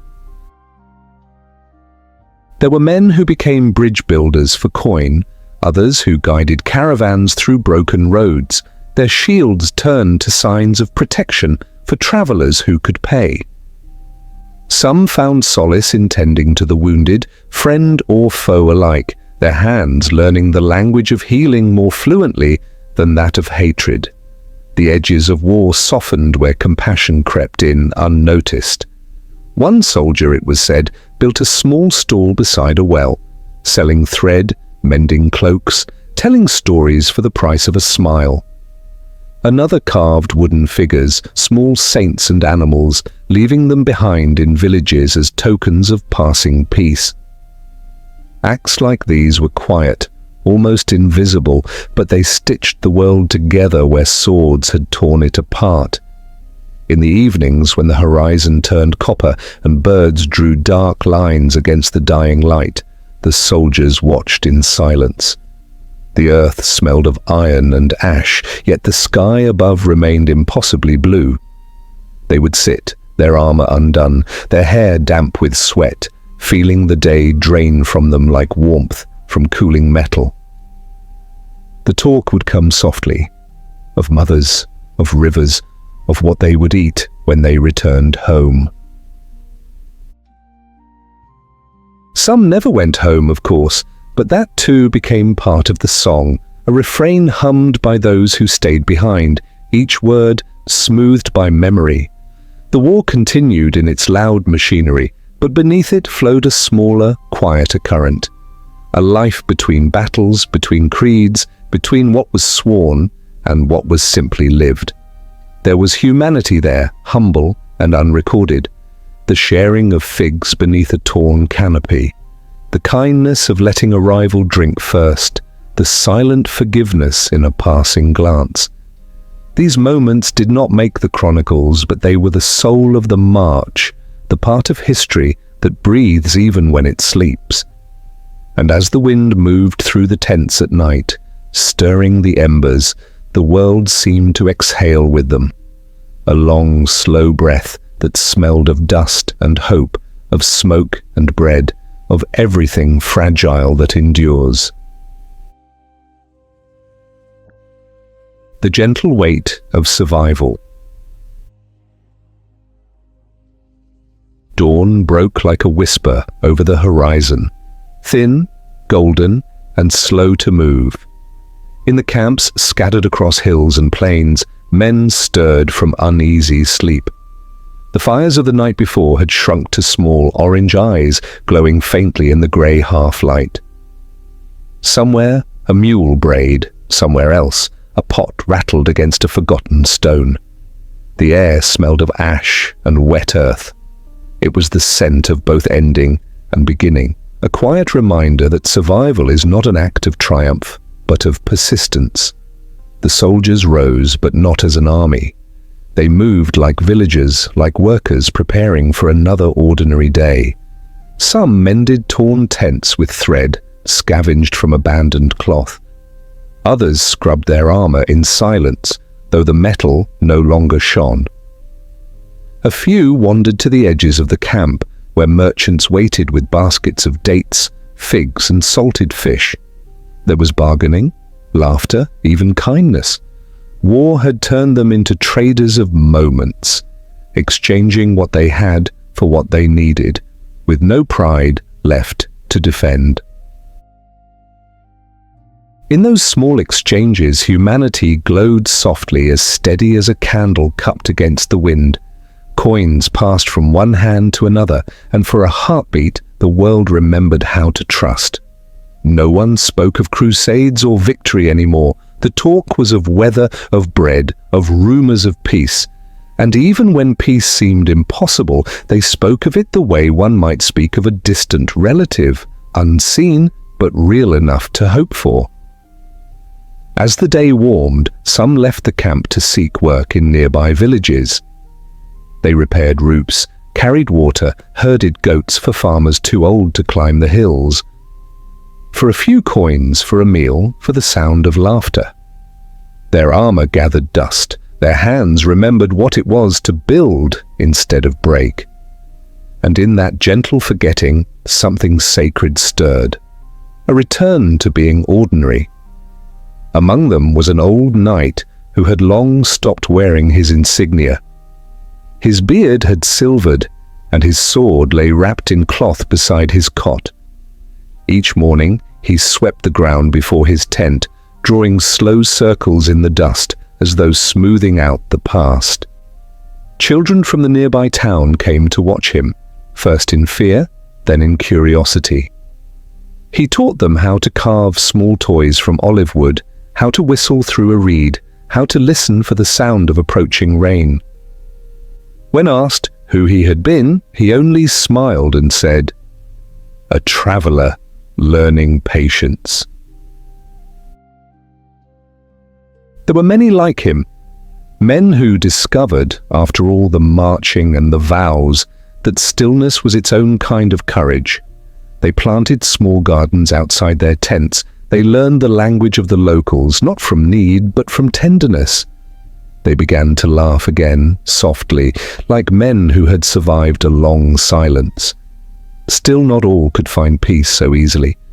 Some struggled against the quiet, haunted by oaths that no longer made sense in a world too tired for absolutes. They drank to forget, fought out of habit, chased rumors of fortune that dissolved like sand in the palm. Yet even in them, traces of gentleness remained. A reflex to share a crust of bread, to steady a comrade's hand. It was as if war, in trying to harden them, had instead hollowed out enough space for mercy to live. At dusk, the camp would hum with low conversation. Fires kindled again, and shadows stretched long across the fields. There were no speeches now, no drums, only the rhythm of breathing, of spoons stirring in pots, of a world recovering from itself. Some nights a voice would rise in song, a tune that drifted across the tents like smoke, fragile yet enduring. The melody would slip into the air, cross into the next fire, and soon another voice would join it, then another, until the camp, once an army, sounded like a single quiet choir, singing not of victory, but of home. As weeks turned to months, the distinctions blurred further. Soldiers became craftsmen, traders, scribes. Some built chapels and wells, others opened stalls and bakeries. Children learned to greet them not as warriors, but as neighbors. The land, once scarred by their march, began to grow soft under their touch. Grain sprouted where trenches had been. Olive trees stood where spears had fallen. Life, with its endless patience, began again. And yet, beneath all this gentle renewal, the memory of their oaths remained, faint but unforgotten. At times, when the wind carried the distant sound of horns, a stillness would pass through the camp. Heads would lift, eyes would search the horizon, not in longing, but in quiet recognition. The past was still out there, somewhere beyond the hills, folded into history. They bowed to it silently, as one might bow to an old teacher, and then returned to their work. Years later, travelers would tell stories of these men, of how an army turned into a village, of how war dissolved into community, of how soldiers once sworn to conquest ended their lives as keepers of peace. Some said they built bridges that still stand, their stones polished smooth by time. Others swore that their descendants still kept a tradition. To share a meal with any stranger who crossed their threshold, for hospitality, they said, is the truest armor. And in that way their oath found a new life, not as a weapon, but as warmth. The vow to serve transformed into the vow to care. The banners faded, the swords rusted, but something of their purpose lingered in the world like a low, steady heartbeat. At night, when the fields lay silver under moonlight, those who remained would sometimes sit by the fire and listen to the crickets. Their hands, scarred and patient, rested on their knees. Around them, the world breathed evenly. They would close their eyes and remember the long marches, the hunger, the endless noise, and how strange it was that the quiet afterward could feel like grace. One man, before sleep, would whisper into the coals, "We began as soldiers. We end as witnesses." The embers would answer with a soft hiss, as though in agreement. And above them, the stars, ancient, impartial, would shine with the same calm they had carried through every age. For though wars end and oaths fade, the heart keeps its own gentle record. It remembers not the noise of conquest, but the murmur of bread shared, the cool weight of water in a dry hand, the warmth of another life beside the fire. These are the truths that survive the centuries, soft, human, and beautifully unremarkable. And so in the hush between memory and forgetting, the story rests. An army once marched, and then it did not. A promise once burned, and then it softened into light. Somewhere, perhaps, a song still drifts across the plain. Low, slow, carrying neither triumph nor sorrow, only the tender rhythm of endurance. The night listens. The earth turns. And the men who once fought for glory sleep as they lived at last. Quietly, completely, at peace. When the old order faded. When the old order began to fade, it did not vanish with thunder or fire. It drifted away softly, like the breath leaving a sleeping world. Cities that had once shone with banners and bells grew quiet. The marble steps that had known the weight of kings began to gather dust. Roads that had carried caravans turned to silence, and the rivers that once bore the songs of merchants now carried only moonlight. It was not an ending made of noise, but of stillness. The kind that settles gently, so gently that no one can say when it began. The grand halls emptied first. Their walls, painted with gold and memory, learned to listen instead of echo. Courtyards filled with weeds and fountains continued to pour, for no one in particular. The voices of scholars, of lovers, of laughter under the eaves, all folded into time like petals pressed between pages. The world did not collapse, it sighed, and from that sigh rose something tender, the quiet art of remembering. When the power that once bound the lands together loosened its grip, the people began to turn inward toward the softer histories, those told beside hearths, in market stalls, in the small hours between work and rest. The tales changed shape, no longer sharp with pride or conquest, they grew round with affection. The heroes became gentler, the losses less bitter. It was as though the past, aware of its own fading, wished to leave behind only its kindest light. In the evenings, when lamps flickered in narrow streets, elders would gather to tell stories that began not with wars, but with mornings, the scent of bread at dawn, the shimmer of dew on vineyard leaves, the laughter of children chasing geese through courtyards. The listeners, weary from toil, leaned close and let the words wash over them like the tide. And as the storytellers spoke, they polished memory into something beautiful enough to bear. Even ruins beneath the changing sky seemed to glow with gentleness. Ivy climbed where banners had once hung. Birds nested in the corners of collapsed towers, their songs rising through the same air that had once carried commands. Travelers passing through spoke not of fallen empires, but of how the stones held warmth long after sunset.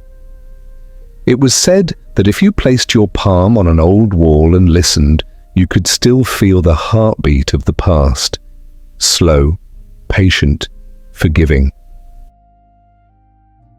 In every fading realm, beauty finds a way to linger.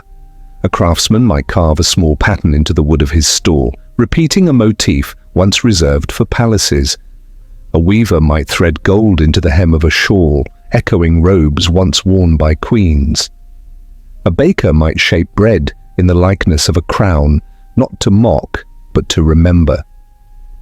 These quiet acts of homage kept the vanished order alive, softened, and human. The grand became humble, and the humble became holy in their care. Stories followed the same path. They traveled by foot, by wind, by whisper. From mountain villages to harbor towns, they were carried by travelers who knew that words can outlast walls. The tales of kings became tales of kindness. The chronicles of conquest turned into songs about the weather, the harvest, the taste of shared wine. Each retelling was gentler than the last, like the sea smoothing stone. And so the world learned to love its own fading. The people found peace in the thought that glory, once softened, could become grace. They began to see that every empire, like every life, leaves behind not just ruins, but music, faint, persistent, tender. At dusk, when the sun sank into the hills and the fields shimmered gold one last time, the sky itself seemed to tell a story of what was lost, of what endured, of how beauty can live inside the echo of what has passed. The wind carried the scent of rain through broken arches, and somewhere someone began to hum, a tune without words, yet full of memory. It was said that in those moments, the old order did not seem gone at all. It had merely changed its form, from power into peace, from noise into song, from rule into rhythm. And those who listened carefully could still hear it, the pulse of a world once grand, now resting, dreaming softly in the arms of time. Whispers beneath the chaos. Night folds over the old towns like a shawl of smoke-blue wool, and the stone remembers how to cool. In that hush, the Middle Ages loosen their knots and lie quietly before us, not as a tangle of noise, but as a fabric stitched by many small hands. We are told the era was wild, its streets unruly, its tempers quick. Yet if we lean closer, past the clatter and rumor, we can feel a different pulse. Slow, careful, intent on balance. Strange laws, odd figures, small events like bright pins on a dim map. Together they hold the cloth from fraying. Listen, a market square after sunset, stalls are shuttered. A cat steps through the last gold of lantern light. Once, the square overflowed with laughter that grew too sharp at night. So someone wrote a line in calm ink. Keep the high notes for the morning. Keep the streets free of whistles after the bell. It is not an edict that thunders. It is a lullaby that asks the town to exhale. The rule travels door to door until it becomes habit. Soon the lanes carry only soft footsteps and the sigh of shutters. Order is not a gauntlet here. It is a blanket. Far off, a bell waits in its tower. A storm once shook it loose, and the heavy heart of bronze rolled, indignant and free, across a startled street. After that, chains were fastened, not to silence the bell, but to keep its voice faithful. You can still hear the difference in the tone, a steadiness like a hand on a shoulder.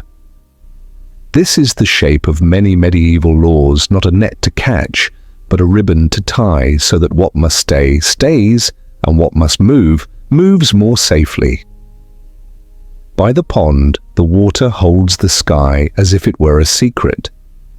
In another summer, a careless feast leaned too close to the rim, and something gentle beneath the surface faltered. The town answered with a thin, merciful line, "Let cups be raised far from the shore. Keep celebration out of the mirror the moon prefers." The rule is simple. Its kindness is deep. Soon evening walkers pass with empty hands and open eyes, and the water resumes its quiet work of reflecting what is calm. There is a street of bakers where dawn always seems to arrive early. One morning long ago, a loaf wore a crown, and the crowd laughed the way crowds do when morning is bright and mischief is easy. Laughter, like wind, needs only a corner to become a current. A small ordinance followed: bread should feed, not pretend. The law did not scold, it merely stroked the grain in the right direction, asking craft to favor nourishment over symbol. And so ovens kept their warmth for loaves shaped like comfort, not for the theater of pride. On the field beyond the gate, grass has learned to forget the sharpness of afternoons. There were days when contests ran hot, and the air itself felt edged. Then came a patient sentence, written to teach the body a new kind of strength. Let duels rest, let pride cool, let winning be the quieter art of restraint. The field, relieved, accepted new footfalls, children with kites, old men with unhurried stories, neighbors carrying baskets that did not clang. The rule remained, not like a fence, but like a path that knows where it is kindest to walk. In a workshop where light behaves like a companion, tools sleep in neat rows. A summer once reminded a craftsman that heat blurs judgment as easily as it blurs the air. A dress code was born, not stern, only tidy, asking labor to dress its dignity each morning. The buttons click like small promises. Fabric meets task with grace. Modesty becomes a choreography of courtesy, and the town, without speeches, without signs, breathes easier for it. On a paper smelling faintly of ink and rain, there is a careful note: let claims carry witnesses. The story might have been a rooster that confused certainty for wonder, or any other bright rumor that leapt before its legs were ready. The rule does not choke tales, it steadies them. It teaches the square to listen twice, to prefer the kind of truth that stands without leaning. Slowly, panic forgets how to dress itself as policy, and the ledger learns to write with both eyes open. Shoes in a southern window glow like patient seashells. Once, superstition tried to ride the cobbler's stitch, and fashion reached beyond balance with a pointed toe that tripped its own wearer. Florence, prudent and light of hand, answered with measures that protected both grace and gait.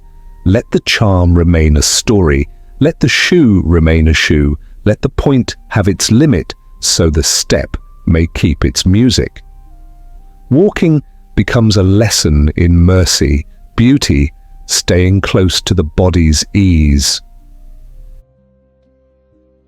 High above, a tower keeps the horizon in its pocket. A dreamer once tried to meet the sky the way a gull does, and the air, kind but exact, returned him gently to learning. A law arose not to mock the brave, but to keep courage from falling on those who had not chosen it. Try the wind where fields are wide, it suggested. Let rooftops belong to rooftops. Curiosity kept its lantern. Caution brought a second wick. Between them, the night read more clearly. All these fragments, odd, specific, tender, sound like separate notes, yet together they form a key. The Middle Ages, so often painted in bold strokes, were also written in lowercase. Small gestures repeated until they became ways of being. A town did not become peaceful by accident. It practiced. It braided customs into a calm rope and used it to guide itself across seasons that could be rough. If law sometimes wore a strange face, it was because it had been carved for a very particular door. In the slow hours when candles soften and words choose to whisper, the record is easier to love. We see less of punishment and more of protection, less of spectacle and more of repair. A rule that seems odd at noon can feel inevitable by midnight. Of course bells must be anchored. Of course ponds deserve empty hands. Of course shoes should choose the foot over the flourish. The age is no longer a storm. It is weather learned and weather answered. So let the first part of our lullaby rest here, where soft ink meets soft air. Remember how the scattered and the singular, an ordinance about whistling, a chain around a bell, a gentle ban on swaggering toes, came together to teach a crowded century how to breathe in time. Beneath the noise was a geometry of care, and under that geometry a wish so old it does not know its own name. Balance, balance, balance. The town sleeps, the pond holds the sky, the bell keeps its promise, and the night, cradling the strange and the sensible alike, turns the page with a very quiet hand. The gentle geometry of order. Morning in the medieval world arrives without haste. It moves like milk poured through light, slow, quiet, unbroken. The city stirs beneath its stone canopy, merchants yawning in doorways, the smell of barley bread mixing with mist, a rooster somewhere practicing certainty. Between the cobbles, weeds hold dew like small secrets. The laws that shape this hour are invisible, yet everywhere. They live in the angle of the baker's bow to his first customer, in the hush before the church bell rings, in the rhythm of a world that has learned how to keep its own balance. Not all rules were born of reason. Some began as gestures of comfort. A shoemaker, grateful for peace after a long dispute, swore to close his shop at sundown so that the street might know quiet. A neighbor saw the goodness of it and did the same. Soon, the entire row rested under one shared rhythm. Shutters closing like eyelids, tools sleeping beside their owners. When the decree came later, written in proper ink, it was not a command, but an echo. Many of the era's laws began this way. Habit first, parchment second, a people teaching parchment what to say. Elsewhere, in the soft belly of a monastery, monks copied words by the sound of their own breathing. They too had rules, silence at certain hours, candles lit at a measured pace, no song after the sun fell. The novices sometimes wondered why such stillness was necessary, but age explained gently that quiet was not an absence, but a vessel. Into it flowed the wisdom of the day, the clarity that comes only when the tongue is still. The rule did not confine, it cleared space for peace to stand upright. In towns ringed by forests, laws took the shape of seasons. After a storm, trees fell and were quickly claimed by many hands. Too quickly, perhaps, for the woods began to thin. A council met not to scold, but to count. They decided that each family could take what they needed, no more, no less. The forest, relieved, grew thicker again. Generations later, travelers walked beneath those same branches without knowing the small mercy that had kept the canopy whole. Balance, quiet as moss, had done its work. Sometimes the rules leaned toward the poetic. A certain village near the sea decreed that ships returning from long voyages must hang a sprig of lavender on their masts before docking. It was said the scent soothed the port, reminding all who breathed it that arrival deserves as much ceremony as departure. The rule was never enforced, only cherished. Even in storms, sailors obeyed, not from fear, but affection. The harbor smelled of memory and homecoming. The law had become a lullaby. Not all found these codes gentle. Some grumbled at curfews, muttered about taxes, questioned the fairness of trials held beneath painted ceilings. Yet even their complaints carried the rhythm of belonging. To argue is also to care. To resist is to remain inside the circle one critiques. Over time, the voices softened, not because obedience triumphed, but because understanding grew. The people realized that law, when made with patience, was less a cage and more a handrail on a steep road. Even the festivals bowed slightly to the geometry of rule. Market days had limits to their noise. Fairs ended before midnight so the fields could rest. The balance between work and joy was written in small letters above every doorway. No one called it wisdom then, but centuries later, scholars would read those quiet inscriptions and marvel at how gently the Middle Ages had tamed their own chaos. There were stranger laws too, small, shining curiosities that seemed to serve no grand purpose. A decree that no goose should wear armor, a clause forbidding the painting of fish during Lent, a rule that bakers must stamp their loaves with unique symbols so that bread too could be known by name. To modern eyes, these seem whimsical, but within them lay the same impulse, to give shape to life's edges, to find safety in definition, to make sure that even laughter had a boundary within which it could bloom freely. Everywhere, balance disguised itself as ritual. Bells marking the hours were not merely timekeepers, they were reminders that the day itself is a covenant between effort and rest, noise and listening, will and grace. Candles in windows at dusk signaled more than light. They declared that night had its own laws of gentleness, that even darkness required tending.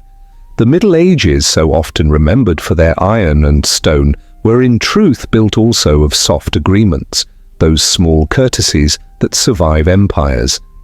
In the fields beyond the walls, the peasants' order was no less profound. They followed the weather's scripture, plough when the frost sighs, sow when the wind turns kind. When arguments arose over borders, they settled them by walking together at dawn, tracing the land with their feet, until memory found its line again. What law could be wiser than one written by footsteps? The soil remembered their compromises, each furrow a quiet treaty. At night, when lamps guttered low and the stars pressed close, one could almost hear the balance breathing. The town exhaled in sleep, but the rules stayed awake, not as guards, but as watchers, gentle and constant. They were not chains upon freedom, but threads through fabric. Remove them, and the cloth unraveled. Keep them, and even the wildest heart could rest, knowing where the edges lay. So much of the age's order was born not from power, but from affection. The people loved their world too much to leave it to chance. They wrote its safety into customs, they sewed it into garments, they whispered it into the next generation's ears. And though centuries would later call their ways quaint or crude, those who lived beneath the slow turning of medieval moons knew better. Balance, once taught, is a kind of prayer. The candlelight falters. Outside, a wind gathers in the cloister arches, testing the patience of the flame. But the flame holds as the laws once did, steady, quiet, made of nothing more mysterious than care. And somewhere in that wavering glow, the Middle Ages continue to breathe, counting softly the heartbeats of a world that learned, through trial and tenderness alike, how to keep itself from falling apart. Echoes of the measured world. Evening draws its veil again, and the world settles back into the soft rhythm it has taught itself. The lamps are lit one by one, each a small sun rehearsing the memory of daylight. Smoke rises from hearths like the slow breath of the earth. In that golden half-light, the centuries seem closer, the old rules still murmuring underfoot. For the Middle Ages never vanished entirely. They only learned how to sleep. In the hush that follows a long day, every law, every ordinance, every curious decree begins to hum its quiet purpose. The baker's mark still pressed into the crust of bread, the bell still tied against the storm, the pond still holding its reflection untouched. Each is a fragment of a larger song. And what a gentle song it is, a lullaby written by a people who, even amid noise and need, sought symmetry in living. Somewhere in a village square, a scribe closes his book, the ink on his quill gleaming faintly like water beneath the moon. He has spent years recording these small regulations, the ones about trade, about silence, about the distance between houses, about how wide a street should breathe. He does not see them as burdens, but as the alphabet of coexistence. To him, each clause is a kindness disguised as instruction, a way to remind the restless world of its pulse. Through his window he can hear life continuing, the hush of hooves passing, a mother calling her child, laughter folding itself into dusk. The rules he has written do not still the sound, they give it shape. They ensure that laughter returns tomorrow, that trade resumes without quarrel, that safety remains ordinary. In this way, the old order hums softly, not in power, but in pattern. Beyond the walls, in fields left gold by sunset, shepherds move like slow shadows. Their flocks drift in lines that echo the laws of motion older than kings. Even they live by quiet codes, though none are written. How to share a spring, how to call a neighbor's help, how to trust the sky's reading. It is law made of glances, gestures, pauses. When storms threaten, they move their herds together, forming a small constellation of light in the dark. The wind passes and they part again, leaving no sign except the calm that follows. The towns, too, learn to breathe this way, each window, each market stall, each heartbeat following the measured order of its day. The rules are no longer seen as barriers but as breath, and in their observance grows an invisible harmony. The balance between freedom and form, between what is desired and what is due. In monasteries, candles burn through pages of quiet scripture. Between lines of psalms, monks write notes about water usage, about the tending of gardens, about how much light may enter through a window during study. To modern eyes, these details seem trivial, yet they were the scaffolding of peace. They ensured that hunger was rare, that quarrels stayed small, that the rhythm of work never drowned the rhythm of soul. Every drop of ink was an act of love disguised as order. And when disorder came, as it always does, it was met not with rage, but with recalibration. The market tax adjusted, the feast postponed, the wall rebuilt 1 brick's width thicker. Even punishment was measured not by vengeance but by restoration. To be forgiven, one repaired the harm done, replanted, repaid, rebuilt. Justice, in its medieval slowness, became a form of balance therapy, healing the breach rather than branding the sinner. How quietly, how beautifully these small corrections carried the centuries forward. Even now, their echoes remain in the soft edges of modern life, the curfew that keeps cities sleeping, the weights that measure grain, the bells that tell time not as command, but as comfort. What was once decree has become rhythm. What was once fear has become habit. If you walk through an old European town at twilight, you can still feel it. The cobblestones underfoot do not simply lead, they remember. Each stone was placed by a mason who followed the guild's rules for symmetry, for width, for drainage, for grace. His chisel, centuries gone, still speaks through the evenness of the path, the curve of the arch above a doorway, the way water drains from the roof. These, too, are forms of law turned into beauty. Perhaps that is the true secret of the age, that order and art were never strangers. The law was not a cold thing then, it was warm with human intention. It existed so that life could be tender without fear, so that beauty could be trusted to stand. The laws were lullabies in disguise, sung not to children, but to cities.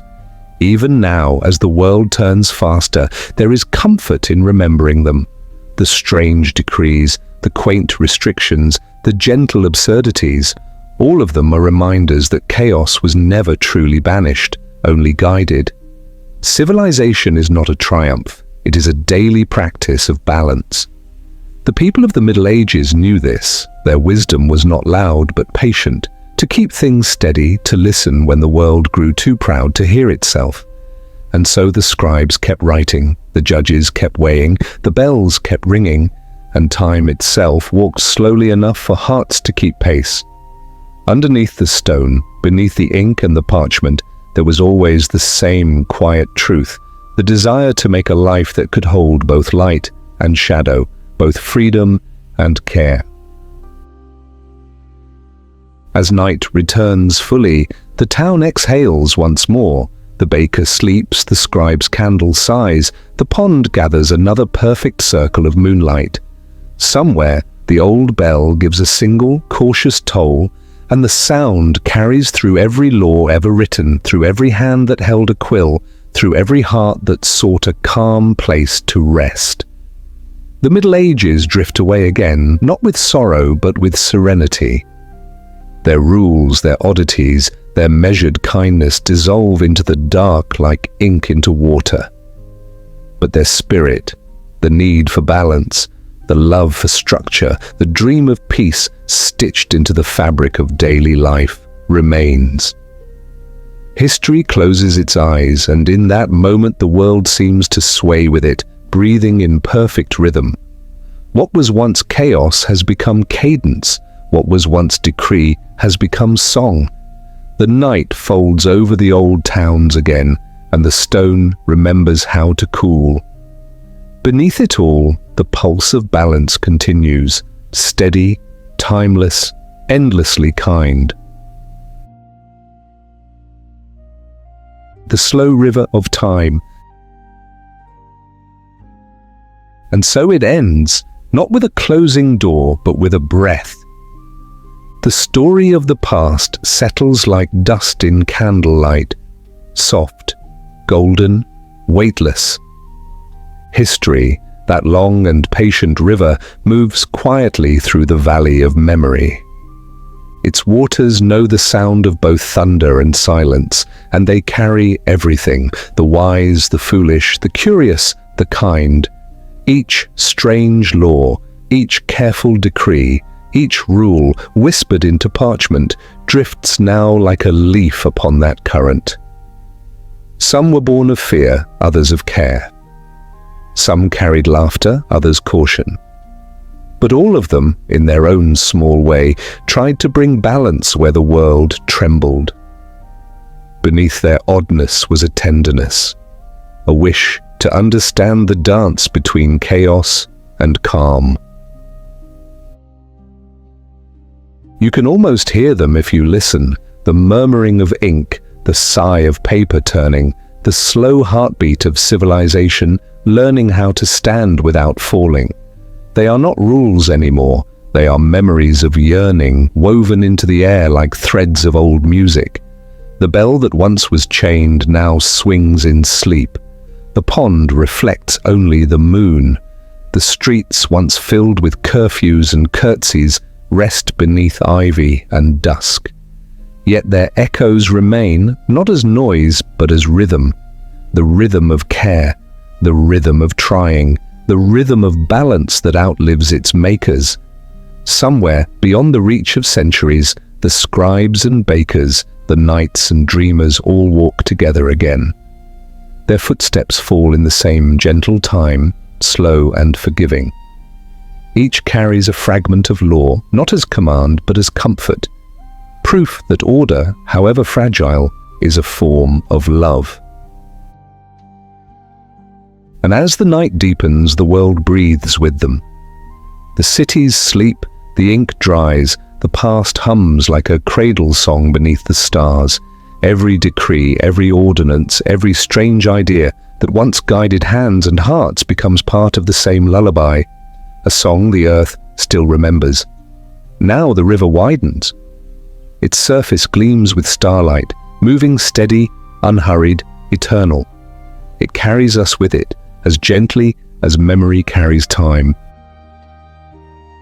The story closes not with finality, but with peace. For in every rule, every fragment, every whisper from the Middle Ages, there is the same truth, that humankind, even in confusion, has always reached for harmony, and that reaching, tender and endless, is the sweetest order of all.